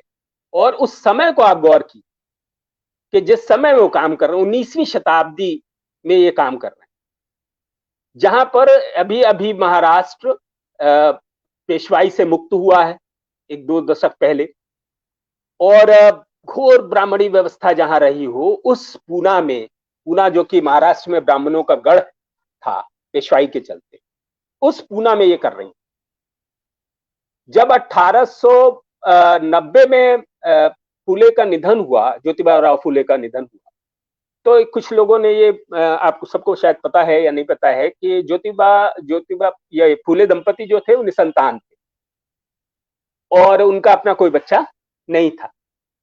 फूले को कई बार लोगों ने कहा कि आप दूसरी शादी कर लीजिए, तो फूले कहते हैं कि साहब हो सकता है कि मेरे में कमी हो, तो क्या इस आधार पर सावित्री को दूसरा विवाह करने की अनुमति दी जा सकती है।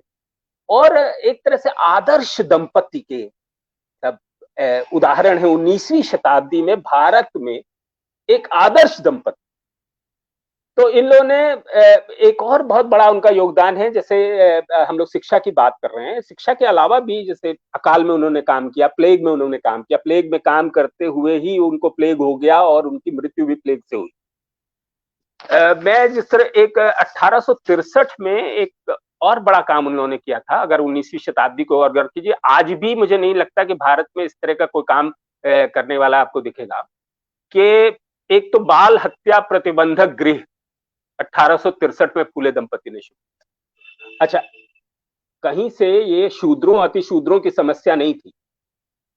बाल विधवा होना, ज्यादातर ऊंची जातियों की महिलाएं बाल विधवा होती, और इन जातियों की महिलाएं जब विधवा हो जाती थी तो कम उम्र में विधवा हो गई और उसके चलते उनको परिवार में ही बहुत हे दृष्टि से देखा जाता था और अक्सर वो अपने ही सगे संबंधियों के शोषण का शिकार होती थी। और जब वो गर्भवती हो जाती थी तो ऐसी महिलाओं में या तो खुद आत्महत्या कर लें या जो बच्चा हुआ उसको मार दें।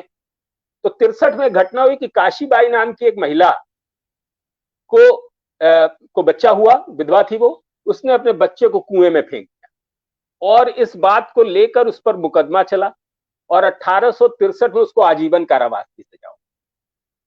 तब फूले दंपति ने इस घटना से वो लोग इतने हिल गए कि उन्होंने एक पूना में बाल हत्या प्रतिबंधक गृह की स्थापना की और उसके पोस्टर में ये लिखा हुआ था कि कोई भी विधवा यहां आकर अपने बच्चों को जन्म दे सकती है, चाहे तो बच्चा ले जाए चाहे तो बच्चा छोड़ दे, हम उसका पालन पोषण करेंगे।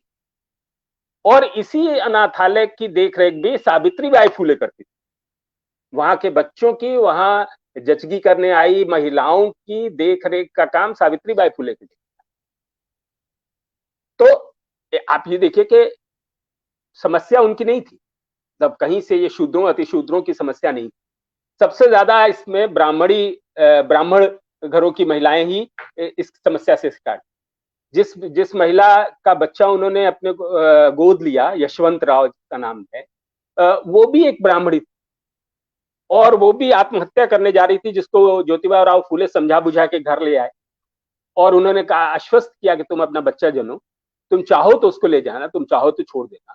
और बाद में उन्होंने उस बच्चे को उन लोगों ने गोद ले लिया और उसे अपना वैधानिक उत्तराधिकारी घोषित किया और पढ़ा लिखा के उसको डॉक्टर बनाया। उसने भी फूले दंपति के कामों में लगातार यशवंत राव का सहयोग होता रहा प्लेग के दौरान भी। तो ये सब मैं जिस घटना का जिक्र करूं, जब फूले की मृत्यु हुई तो कुछ लोगों ने ये विवाद खड़ा किया कि उनके दत्तक पुत्र को मुखाग्नि देने का अधिकार है या नहीं है, ये किसी और रिश्तेदार से ऐसा कराया जाए।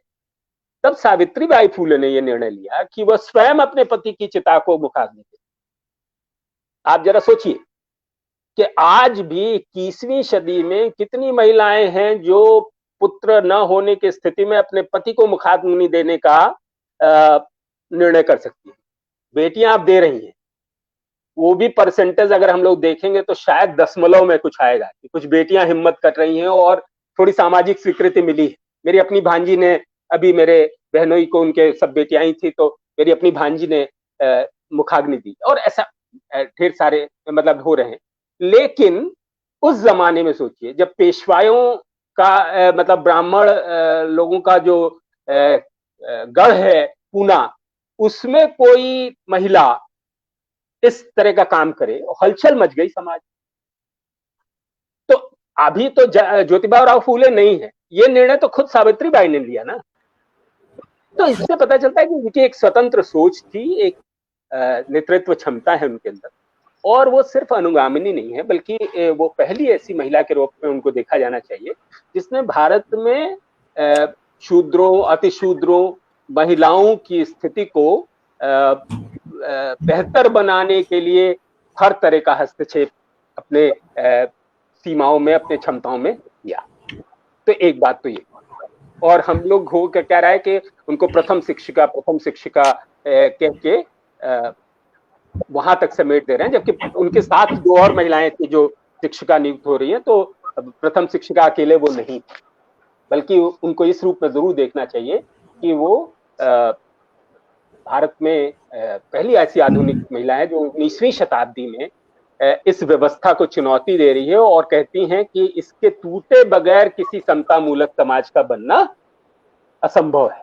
और इसलिए वो स्त्री शिक्षा पर बहुत जोर देती हैं। खुद फूले दंपति ने लिखा है कि पहला विद्यालय जब खोलने का मामला आया तो उन्होंने इसीलिए लड़कियों का विद्यालय खोला। ज्योतिबा फूले लिखते हैं कि 3-4 साल की अवस्था में माताएं जो अपने बच्चों को संस्कार देती हैं या जो चीजें उनके दिमाग में डाल देती हैं, वही बीजारोपण होता है आगे के लिए, उनके आधारशिला बनती है।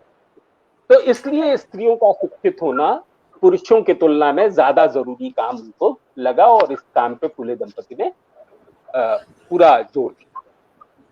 इसके अलावा भी जैसे जैसे शिक्षा के अतिरिक्त भी समाज सुधार के और भी पक्ष हैं। मैंने कहा जैसा कि अकाल के समय में उन्होंने बहुत काम किया, प्लेग में उन्होंने काम किया और लगभग समाज की सेवा करते हुए ही प्लेग में से वो ग्रस्त हुई और उनकी मृत्यु हो गई 1897 में। तो हम आज के दिन उनको राष्ट्रमाता सावित्रीबाई को नमन करते हुए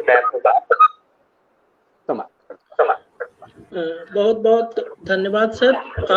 आपने इतना विचारोत्तेजक ज्ञानवर्धक वक्तव्य दिया। निश्चित तौर पे हम लोग समृद्ध हुए और आपको सुनने वाले लोग भी निश्चित तौर पे कुछ सवाल आ रहे हैं और जो छूट जा रहा है। जैसे एक मुबीन अजहरुद्दीन है, ये कह रहे हैं आज का देसी नारीवाद किन कारणों से सावित्रीबाई फुले को अपने आरंभिक पूर्वजों में प्राय नहीं मानता। और इनका एक और सवाल था कि उस्मान शेख का भी उतना महत्व है और उनका उल्लेख होना चाहिए।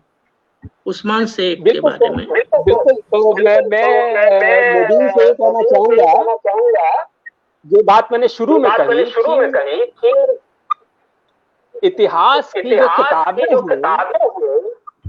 उनमें इन चीजों का जिक्र नहीं था। और अब जैसे जैसे समाज शिक्षित होता जा रहा है वैसे वैसे सामग्री, शोध सामग्री आती जा रही है, वो पब्लिश हो रही है और इससे समाज में ज्ञान बढ़ रहा है।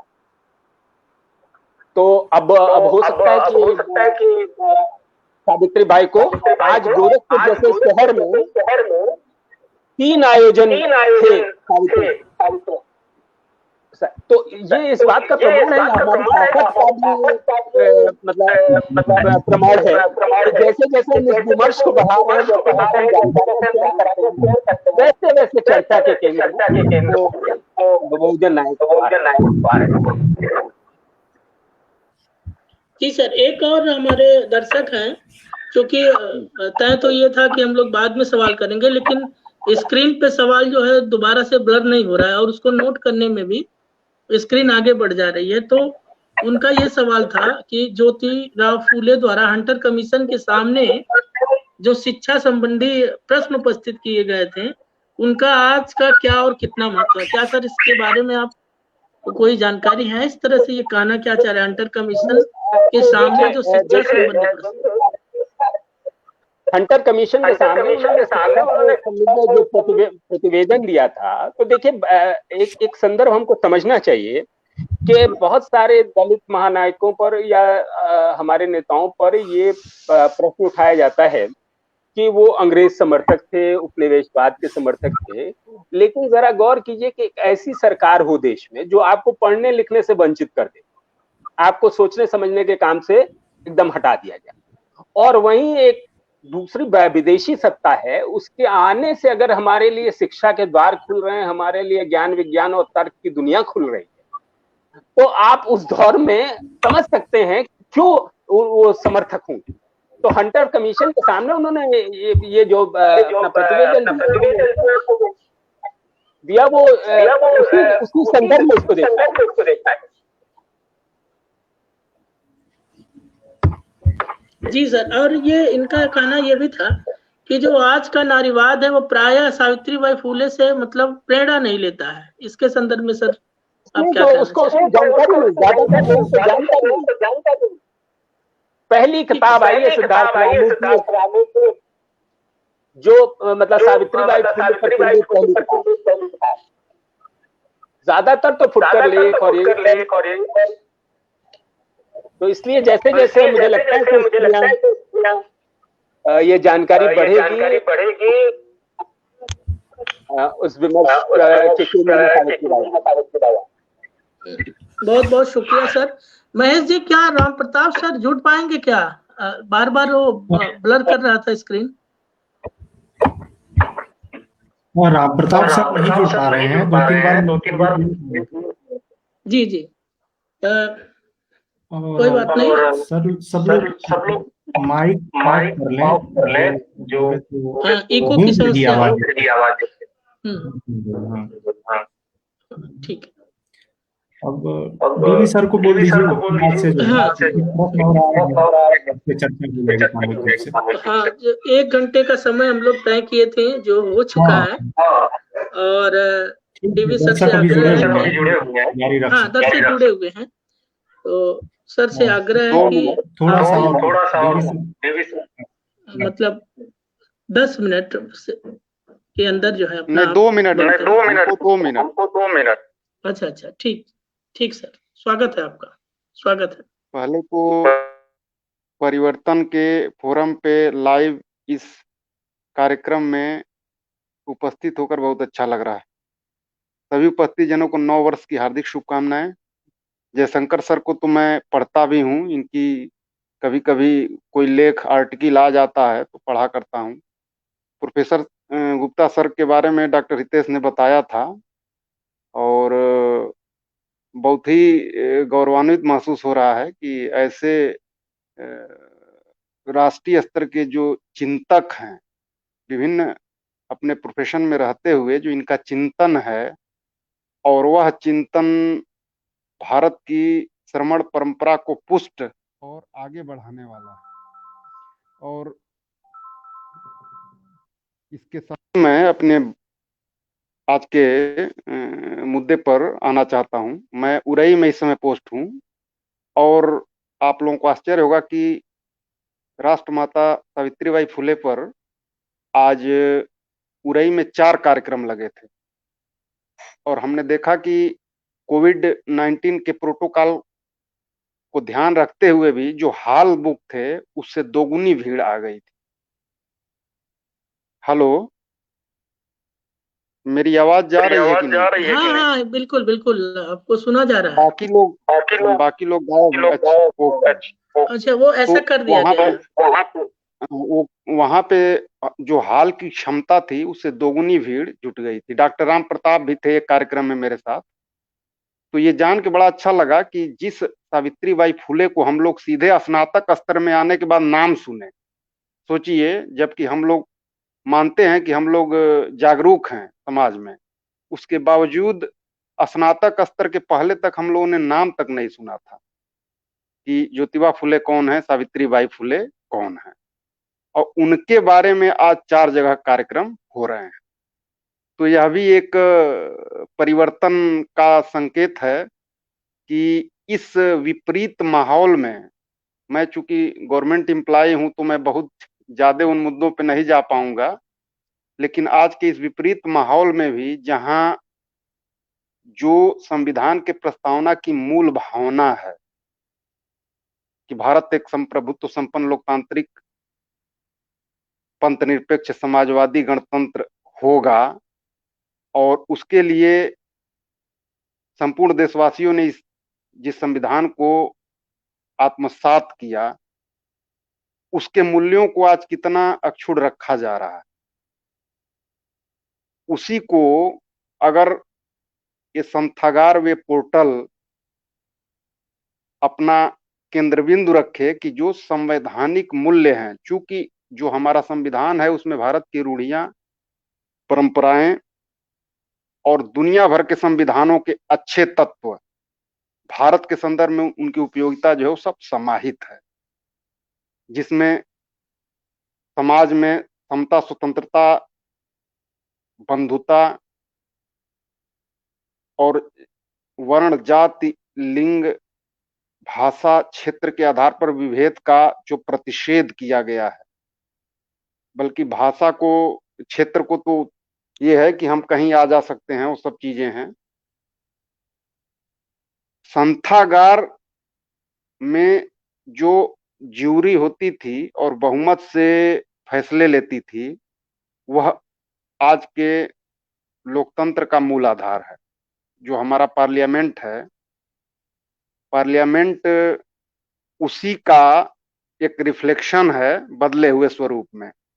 हालांकि गुप्ता सर ने बताया कि उसका क्षरण हो रहा है, तो इसके लिए वह लोकतांत्रिक संस्था नहीं उत्तरदायी है, बल्कि उसको चलाने वाले लोग उत्तरदायी होते हैं, जो उन मूल्यों का सम्मान नहीं करते हैं, जिसको उसी पार्लियामेंट में 3 बार वाचन करने के बाद, और जहां नेहरू जी, डॉक्टर अंबेडकर, सरदार पटेल और BN राव जैसे महापुरुषों ने, डॉक्टर राजेंद्र प्रसाद जैसे महापुरुषों ने जिसको स्वीकार कराया, वहां उन मूल्यों को हम संजो नहीं पा रहे हैं। ये कहीं न कहीं निराशा जरूर भरती है। तो संथागार में पहली बात कि हम संवैधानिक मूल्यों को मजबूत करने के बहस को शामिल करेंगे और उन तत्वों से दूरी रखेंगे जो संवैधानिक मूल्यों में विश्वास नहीं करती। इसको किसी जाति संकीर्णता में हम नहीं बांध के रखेंगे। और जो समाज का एक संवैधानिक वर्गीकरण है, upper caste, OBC, SC, ST, minority, तो हम सभी के जो उपेक्षित और जरूरतमंद लोग हैं, उनके बहस मुबाहिसे को इसमें शामिल करें वेब पोर्टल में। और इसमें जो हमारे भारत की प्राचीन श्रमण, कमेरा, अर्जक परंपरा है, जिसमें किसान, मजदूर, ये वर्ग अपने आप समाहित होते हैं, चूंकि इनकी पीड़ाएं बहुत ज्यादा हैं। और अगर दलित और महिला हैं तो उनकी पीड़ा तो इनसे भी ज्यादा है, और अगर दलित महिला है तो उसकी पीड़ा तो सभी से ज्यादा है। तो ये अपने आप इसके मुख्य केंद्र में आ जाएंगे ये सारे विषय। और इसके बाद जो वर्ल्ड लेवल पे समाज का चिंतन है, उससे भी हम इसको कोरिलेट करते चलेंगे कि अगर USA में, यूरोप में, या साउथ अफ्रीका में, या फिर ऑस्ट्रेलिया, या आपके एशिया के देशों में कुछ अच्छी बातें हो रही हैं, तो उन विचारों को भी इसमें हम अपने भारत के संदर्भ में, यहाँ के समाज के संदर्भ में कोरिलेट करके और इसमें स्थान देते रहेंगे। इसके लिए संथागार वेब पोर्टल के जो संपादक, उप संपादक, सह संपादक हैं, इनको अपना हृदय बड़ा करके रखना होगा। और इस तरह से संथागार एक बड़े समूह को अपने अंदर समाहित करेगा, ऐसी हम उम्मीद करते हैं। सावित्रीबाई फुले पर तो जयशंकर सर और प्रोफेसर गुप्ता सर के बाद ज्यादा कुछ बचा नहीं बताने के लिए। फिर भी राष्ट्रमाता अगर हम कहते हैं सावित्रीबाई फुले को, तो हमारे राष्ट्र से तात्पर्य है कि 30 करोड़ लोग हैं भारत में, तो 1/130 करोड़ राष्ट्र हम भी हैं। प्रत्येक व्यक्ति यहाँ राष्ट्र है। तो उस संदर्भ में उन्होंने जो महिला शिक्षा, या शूद्र, अति शूद्र, या फिर ब्राह्मण,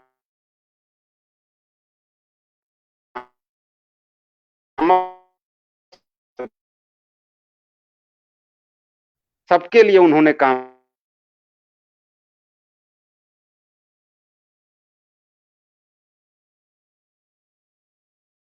महिलाओं का नाम तो हमने सरस्वती रख दिया।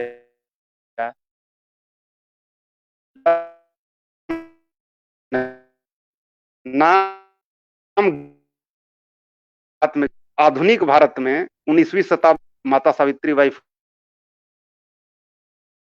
से संपर्क होने पर शिक्षा के लिए एक आधार तैयार होता है और उन्होंने उसी शिक्षा को लेकर के और सबको शिक्षा देने का काम किया। विशेष रूप से महिलाओं, शूद्रों और अतिशूद्रों के लिए उनके जो प्रयास हैं वह आज की शिक्षा का नींव रखते हैं।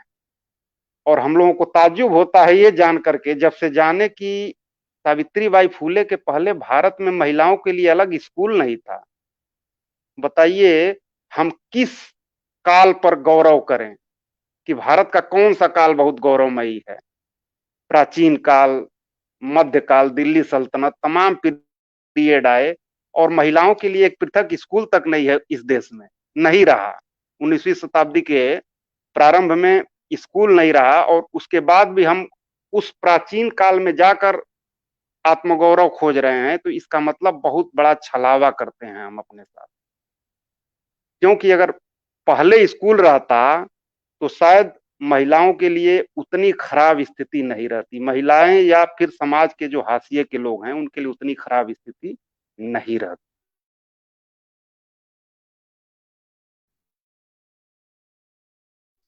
तो माता सावित्रीबाई फुले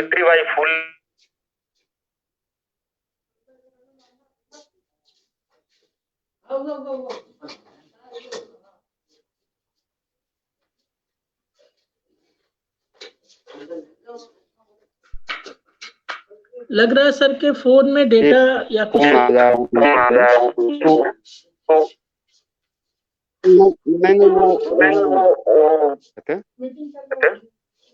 उसके बाद जो है उन्होंने सही उन्होंने कहा कि उस्मान शेख थे और उनकी बहन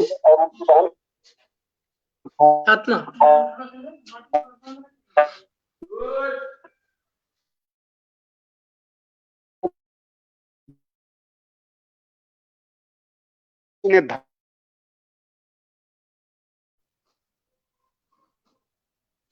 आवाज कट कट के आ रही है। सबके साथ प्रॉब्लम है?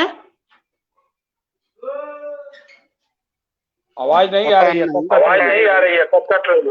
अच्छा, मुझे लगता है सर का डेटा भी खत्म हो गया होगा, इस वजह से नेटवर्क स्लो हो गया और लगभग सर अपनी बात खत्म कर चुके थे।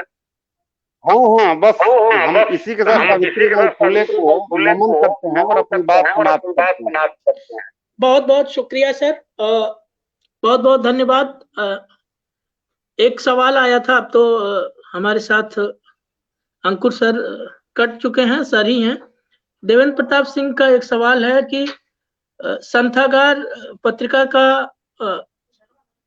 लोकार्पण तो हो रहा है, पोर्टल की शुरुआत तो हो रही है, पर संथागार पर भी व्यापक चर्चा होना चाहिए। हमारी सीमा है देवेंद्र प्रताप सिंह जी, हमारी सीमा है और इसलिए उतनी व्यापक चर्चा उस पर नहीं होगी, इसके विषय भी निर्धारित हैं। तो आपके सवाल को दर्ज कर लिया जा रहा है, कभी मौका मिलेगा तो पुनः इनको जोड़ के इन चीजों पे बातचीत कर दी जाएगी। और एक और सवाल आया था जी, एक सवाल और आया था हमारे दर्शक एसपी भारती का। वो लंबा सवाल था लेकिन उनके कहने का मतलब है, देखिए सवाल स्क्रीन पे आ गया। वर्तमान समय में महिलाएं सावित्रीबाई जी को अपना आदर्श मानने को तैयार नहीं है, ऐसा क्यों है? बल्कि नारी शिक्षा की असली प्रेरणा स्रोत वही है, और जो महिलाएं ज्यादा पढ़ी लिखी हुई हैं और अग्रणी जातियों से हैं वो तो बिल्कुल भी आदर्श नहीं मिलती, बल्कि असली भारत माता तो सावित्रीबाई जी है। एसपी भारती जी, आपका सवाल आधा सही है कि जैसा कि अंकुर सर ने बताया कि समस्या ये है कि लिटरेचर नहीं उपलब्ध है और शोध उतना नहीं हुआ है, इस वजह से भी। लेकिन ये महिलाएं जो है आप जो कह रहे हैं मेन स्ट्रीम के संदर्भ में आपका सवाल है नहीं, मेरे ख्याल से इसमें एक बात और है जी सर जी, जैसे मैंने कहा था ना कि जितने भी समाज सुधारों पर क्रांतिकारी हुए उनको हमने पूजनीय बना दिया। मतलब सावित्री बाई फुले की तस्वीर तो लग गई, लोग सावित्री बाई है प्रणाम कर लेंगे, माला चढ़ा लेंगे, लेकिन सावित्री बाई क्यों सावित्री बाई है? सावित्री बाई का योगदान क्या है? उन्होंने क्या कहा था? उनकी किस बात को लेकर के समाज को आगे बढ़ना चाहिए, इस पर विचार करने की जरूरत समझी नहीं लोगों ने। जितना प्रचार प्रसार होना चाहिए था उतना हुआ नहीं। सबसे बड़ी बात यही थी। देखिए, आज की जो महिलाएं हैं, जो नारीवादी हैं या जो भी कहिए, कहीं ना कहीं ताकत और प्रेरणा तो उन्हीं लोगों से मिली है, क्योंकि जिन लोगों ने जो संघर्ष किया उस समय में, जो 19वीं शताब्दी के समय की बात जो है, जिस ढंग से ज्योतिबा फुले को या सावित्री बाई फुले को जो झेलना पड़ा था, जो समाज की त्रासदी झेलना पड़ा था, वो अंकुर जी सही कह रहे थे, पेशवाई का खत्म हो चुका था उस समय, लेकिन पेशवाई की संस्कृति और सोच जो है वही आज तक चली आ रही है। वही मनुवादी व्यवस्था जो है, वो व्यवस्था इतनी जटिल रही है, इतनी मजबूत रही है कि किसी न किसी रूप में जो भी क्रांतिकारी या समाज सुधारक रहे उनको एडाप्ट कर लेती है, एडाप्ट करके उनको पूजनीय बना देगी, ताकि उनकी पूजा करिए, उनका उनके ऊपर माला चढ़ाइए, उनकी जयंती मनाइए, उनको राष्ट्रमाता कह दीजिए, उनको भारत पिता कह दीजिए, या कुछ भी ये सब कर लीजिए, लेकिन उनके विचारों पे चर्चा मत करिए कभी। तो इसलिए अब जो शुरू हुआ है, जैसा अभी बहुत खुशी की बात है, दिग्विजय बता रहे थे कि उरई के 4 जगहों पे आज सावित्री बाई फुले के ऊपर चर्चा हो रही है, उनकी जयंती के ऊपर चर्चा हो रही है। तो ये इस तरह की शुरुआत अगर हो जाएगी, समाज में अगर बढ़ जाएगा, तो आज की नारी, जो नारीवादी लोग हैं, जो महिला अधिकारों के लिए लड़ाई लड़ने की बात करती हैं, उनको भी ये पता चलेगा कि नहीं, देखो हमारी प्रेरणा नारी जो है, प्रेरणा शक्ति जो है, वो सावित्री बाई फुले थी, वो फातिमा बी शेख थी, वो सगुन बाई थी। अब चूंकि हमको भी सब बातें तो पता थी, लेकिन चूंकि अब विषय इतना विषयांतर हो जाता है कई कई विषयों पे, इसलिए हमने उसकी ज्यादा चर्चा नहीं की थी। लेकिन सबसे बड़ी बात यही है भाई, आज की तारीख में सब राष्ट्र, ये भारत रत्न कौन है? सावित्री बाई फुले हैं, ज्योतिबा फुले हैं, साहू जी महाराज हैं। इन लोगों का जो योगदान है, मतलब आज आप सोचिए, जैसे मैंने कहा साहू जी महाराज के लिए, कि जिस तरह से उन्होंने 50% आरक्षण की व्यवस्था सरकारी नौकरियों में उस समय की थी शूद्रों को, और शूद्रों में मतलब शूद्र का मतलब दलित नहीं होता है, शूद्र का मतलब उसमें पिछड़ी जातियां भी हैं, उसमें अति पिछड़ी जातियां भी हैं, उसमें आदिवासी भी हैं, और सभी जातियों की महिलाएं हैं, क्योंकि महिलाएं तो सबसे अधिक पिछड़ी हैं। मतलब जो दलित पुरुष है वो भी अपनी पत्नी को उसी तरह से तंग करता है जिस तरह से कोई ब्राह्मण अपनी ब्राह्मणी पत्नी को भी तंग करता है, प्रताड़ित करता है। तो उसके घर में भी उसकी स्थिति लगभग वही रहती है। महिलाओं की जो स्थिति है, इसको देख करके ही जो है आगे बढ़ना होगा। तो हम तो यही कहेंगे ना, कि जैसे हमने शुरू में कहा, और बहुत अच्छी बात महेश ने अपनी जो शुरुआती उद्बोधन था संथागार के बारे में जो कही थी, तो वो कि मतलब किस तरह के लोगों का इस पे प्रवेश रहेगा, किस तरह के लोगों के लिए वर्जित रहेगा, वो अपने आप में बहुत सारी बातें कह देती है। तो संथागार को इसको आगे बढ़ाना होगा। जो इस तरह के लोग हैं समाज को, जिन्होंने समाज को दिशा दी, जिन्होंने समाज सुधार का काम किया, समाज में क्रांतिकारी मूल्य के लिए स्थापना की, क्योंकि देखिए उसको दबाने की ताकतें बहुत संगठित हैं, बहुत संगठित रूप में काम कर रही हैं, और वो आज फख्र के साथ कह सकती हैं कि भाई उनका वर्चस्व कायम हो गया, समाज के ऊपर एक तरह का वर्चस्व कायम हो चुका है। वो उन्होंने हिंदू और मुसलमान के नाम पे समाज को बांट दिया है। अब उसमें उस बांटने के चक्कर में कभी भी हिंदू समाज कितना बटा हुआ है, हिंदू समाज कितनी धाराओं में बटा हुआ है, उस पर कभी वो चर्चा करने की बात ही नहीं सोचते हैं। कभी सोचते ही नहीं है कि भाई महिलाओं को भी उतना ही अधिकार होना चाहिए कि नहीं होना चाहिए। हमने 1-2 बार सवाल कर दिया भाई राष्ट्रीय स्वयंसेवक संघ के लोगों से कि भाई आपकी जो राष्ट्रीय कार्यकारिणी होती है उसमें कोई महिला क्यों नहीं हो पाती? एक महिला का नाम बता दीजिए जो राष्ट्रीय स्वयंसेवक संघ की राष्ट्रीय कार्यकारिणी के सदस्य हो। आज तक आपके जो जितने सर संघ चालक हुए, कोई भी गैर द्विज उसका सर संघ चालक क्यों नहीं हुआ?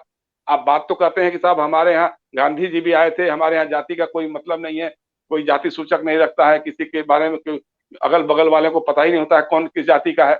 लेकिन इसके बावजूद जो भी आपके यहाँ हुए, तो आपका क्या है? चितपावन ब्राह्मण हुए, या फिर वो कन्नड़ डिगा ब्राह्मण हुए, सुदर्शन जी हुए, या रज्जू बाबू हुए, रज्जू भैया हमारे हुए यहाँ से हुए, एक भी गैर द्विज का नाम आप बता दीजिए। जो पूरी की पूरी राष्ट्रीय स्वयंसेवक संघ की कार्यकारिणी है, उसमें 2 या 3 नाम मिले जाएंगे जिसमें शायद वो किसी अन्य जातियों के लोग होंगे। मतलब शूद्र एक भी नहीं होगा, आदिवासी एक भी नहीं होगा, महिला एक भी नहीं होगी। क्या वजह है कि आज आप नारी शक्ति की बातें करते हैं, बड़ी बढ़ चढ़ करके बातें करते हैं। 1950 से लेकर के आज तक, जब से जनसंघ से लेके भारतीय जनता पार्टी के इस समय के शासन के तौर पर भी देखें, एक भी महिला को आपने राष्ट्रीय अध्यक्ष बनाने की जरूरत नहीं समझी। और आप बात करते हैं महिला सशक्तिकरण की बातें करते हैं, पर जनसंघ से लेके भारतीय जनता पार्टी तक एक भी महिला को ही आपने अध्यक्ष बनाने की जरूरत नहीं समझी। तो ये सारी चीजें हैं, तो सब कुछ है। सावित्रीबाई फुले का संघर्ष है, उनके क्रांतिकारी और समाज सुधारक विचार हैं, लेकिन उन पे अमल कितना हुआ? अमल तो हो नहीं रहा है। उनकी पूजा करिए, उनके ऊपर माला चढ़ा दीजिए, उनकी जयंती मना लीजिए और फिर उसके बाद सब कुछ भूल जाइए। फिर घर में जाने के बाद सारी बातें वही होंगी जो आप रोज करते रहते हैं। तो इस प्रॉब्लम यहाँ आकर के फंसती है। इसलिए मैं तो यही कहूंगा, बार बार कह रहा हूं मैं, कि संथागार को एक माध्यम बनने की जरूरत होगी, माध्यम के तौर पे काम करेगा। और जो रियल इशूज हैं, समाज के जो रियल इशूज हैं, महिलाओं के सवाल हैं, दलितों के सवाल हैं, वंचित तबकों के सवाल हैं, शोषितों के सवाल हैं, आदिवासियों के सवाल हैं। आज आदिवासियों की जमीनें उद्योगपति घराने किस तरह से कब्जा करते चले जा रहे हैं, आज उनकी जमीन से उनको बेदखल किया जा रहा है। उसको लेकर के अगर चर्चाएं होगी तो शायद हमारी जो संस्थागार की बातें हैं उस पर हमारा योगदान कोई भी सफल हो पाएगा। धन्यवाद। बहुत बहुत धन्यवाद सर। मुझे लगता है अब कार्यक्रम को समाप्ति को ले जाना चाहिए। महेश जी, विजयश्री बची हैं। तो अभी एक काम करिए कि विजयश्री मैम हाँ, उसके बाद ही कार्यक्रम का धन्यवाद भी है। हाँ, बिल्कुल। बहुत बहुत धन्यवाद सर जी। अब हमारा कार्यक्रम लगभग समापन की ओर है, लेकिन अब मैं गुजारिश करूंगा विजयश्री मल, जो इस पोर्टल संस्थागार वेब पोर्टल की संपादका भी हैं, उप संपादक हैं, आपसे मैं गुजारिश करूंगा कि इतने महत्वपूर्ण व्याख्यान के लिए, वक्तव्य के लिए सभी हमारे अतिथियों और परिवर्तन पत्रिका के लिए अपनी बात पहले रखते हुए कि आप क्या सोचती हैं स्त्रीबाई को लेके, या स्त्री समस्याओं को लेके, स्त्री मुद्दों को लेके, सशक्तिकरण को लेके आप अपनी बात रखेंगी। उसके बाद आप अतिथियों का धन्यवाद ज्ञापन करेंगी, आभार प्रदर्शन करेंगी, और उसके बाद हम लोगों का कार्यक्रम स्वतः समाप्त हो जाएगा। विजयश्री मिल, डॉक्टर विजयश्री मिल, बहुत बहुत धन्यवाद। सबसे पहले मैं इस संस्थागार वेब पोर्टल के मुख्य संपादक महेश जी का आभार प्रकट करती हूँ इस संदर्भ में कि उन्होंने मुझे इतनी बड़ी जिम्मेदारी दी।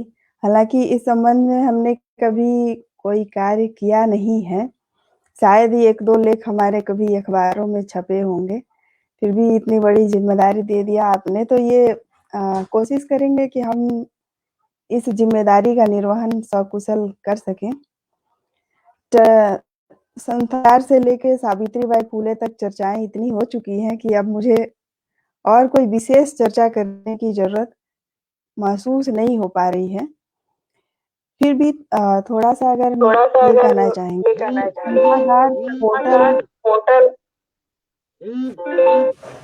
संथागार पोर्टल जो है, डॉक्टर रविंद्र सिंह आप अपना माइक ऑफ कर लीजिए। संथागार का मतलब ही बुद्धकालीन जमाने में एक ऐसा सभा भवन हुआ करता था जहां विचार विमर्श करके निर्णय लिए जाते थे, और उस समय गणतांत्रिक व्यवस्था थी, और वह गणतांत्रिक व्यवस्था ही किसी भी निष्कर्ष पे पहुंचाने का कार्य करती थी। जैसा कि जो वरिष्ठ पत्रकार हमारे जयशंकर गुप्त जी और जी ने कहा कि मीडिया जो है आज की इतनी सक्षम नहीं है कि जो सभी चर्चाओं को पेश करे, और हमारे जो संसद भवन है, जिनको संथागार का स्वरूप देते हुए संसद भवन बनाए गए, जहाँ चर्चा परिचर्चाओं के बाद जो है निर्णय लेने थे, वहां बिना निर्णय के डिसीजन लिए जाने लगे हैं।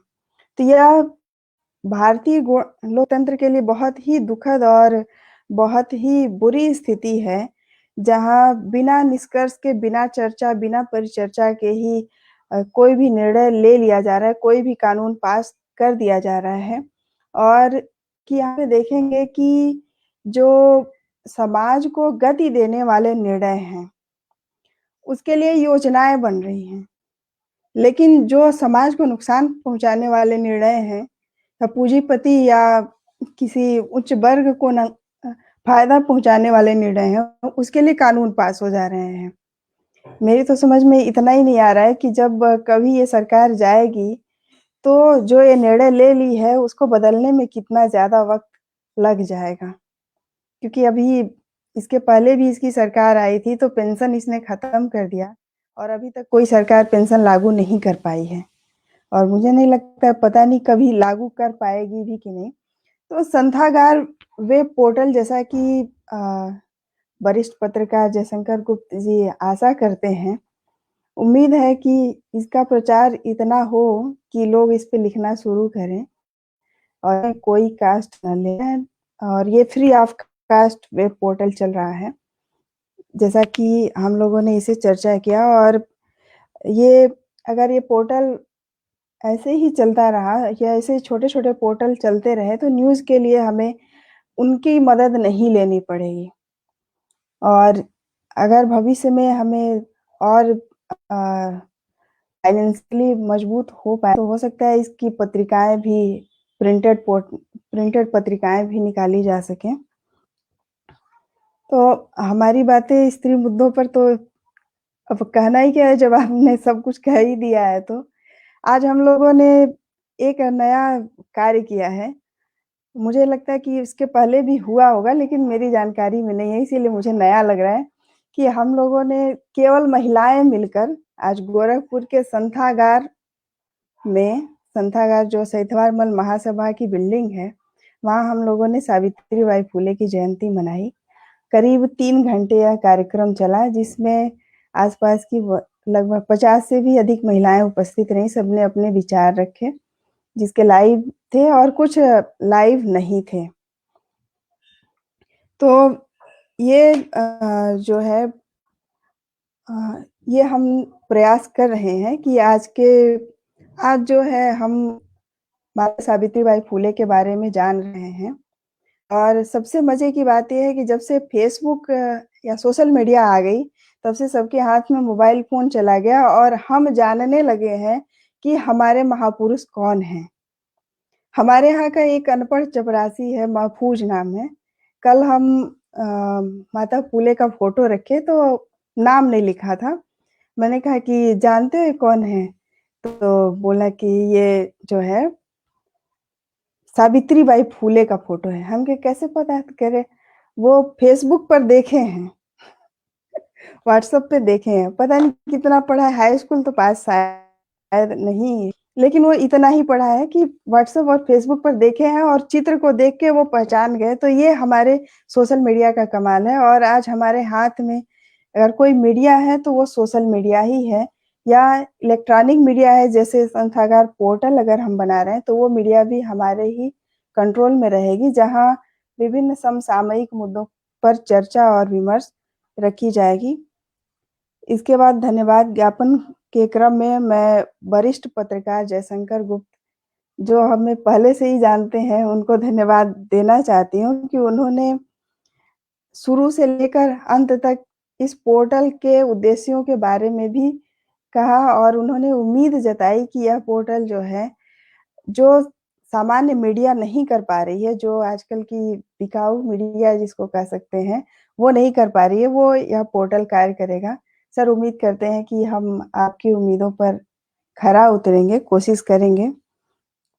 इसके बाद हमारे बीच में अभी जुड़े नहीं हैं, शायद वो चले गए हैं, प्रोफ़ेसर चंद्रभूषण गुप्त, जो इतिहास में प्रोफ़ेसर हैं। उनका भी धन्यवाद ज्ञापित करती हूँ कि उन्होंने ये बताया कि सावित्रीबाई फुले प्रथम महिला शिक्षिका नहीं थी, बल्कि प्रथम आधुनिक महिला थीं। प्रथम महिला शिक्षिका में सगुणा बाई और फातिमा शेख भी उनके साथ शिक्षण का कार्य की, लेकिन प्रथम आधुनिक महिला इसलिए उन्होंने कहा क्योंकि न केवल शिक्षा, बल्कि उन्हें सामाजिक चुनौतियों पर भी कठोर प्रहार किया और ब्राह्मणवादी व्यवस्था पर भी प्रहार किया। और उन्होंने ये कहा कि हमें जो है हमारा जीवन अपने तरीके से गुजारना है और कहीं से यह कन्फ्यूजन ना रहे कि वो स्वतंत्र चिंतन थी। उन्होंने एक उदाहरण भी दिया और उदाहरण ये दिया कि उन्होंने ज्योतिबा फूले की मुखाग्नि दी थी उनके शव को। इसका मतलब उनके अंदर स्वतंत्र चिंतन थी और उनके पति के मर जाने के बाद 10 सालों तक भी वो समाज सेवा करती रहीं। इसके बाद हम अपने अभिभावक कह लीजिए, संरक्षक कह लीजिए, डीवी भैया को धन्यवाद ज्ञापित करते हैं, जिनके मार्गदर्शन से यह पोर्टल चल रहा है और उनका मार्गदर्शन हमें हर कार्य में मिलता रहता है। यहाँ तक कि आज हमने जो कार्यक्रम किया, वहाँ पर भी भैया का मार्गदर्शन नहीं रहता तो शायद, तो इसके लिए हम भैया का बहुत-बहुत धन्यवाद ज्ञापित करते हैं और उम्मीद है कि दर्शकों के और हमारे मुख्य अतिथियों के उम्मीदों पर हम खरा उतरेंगे। बहुत-बहुत धन्यवाद।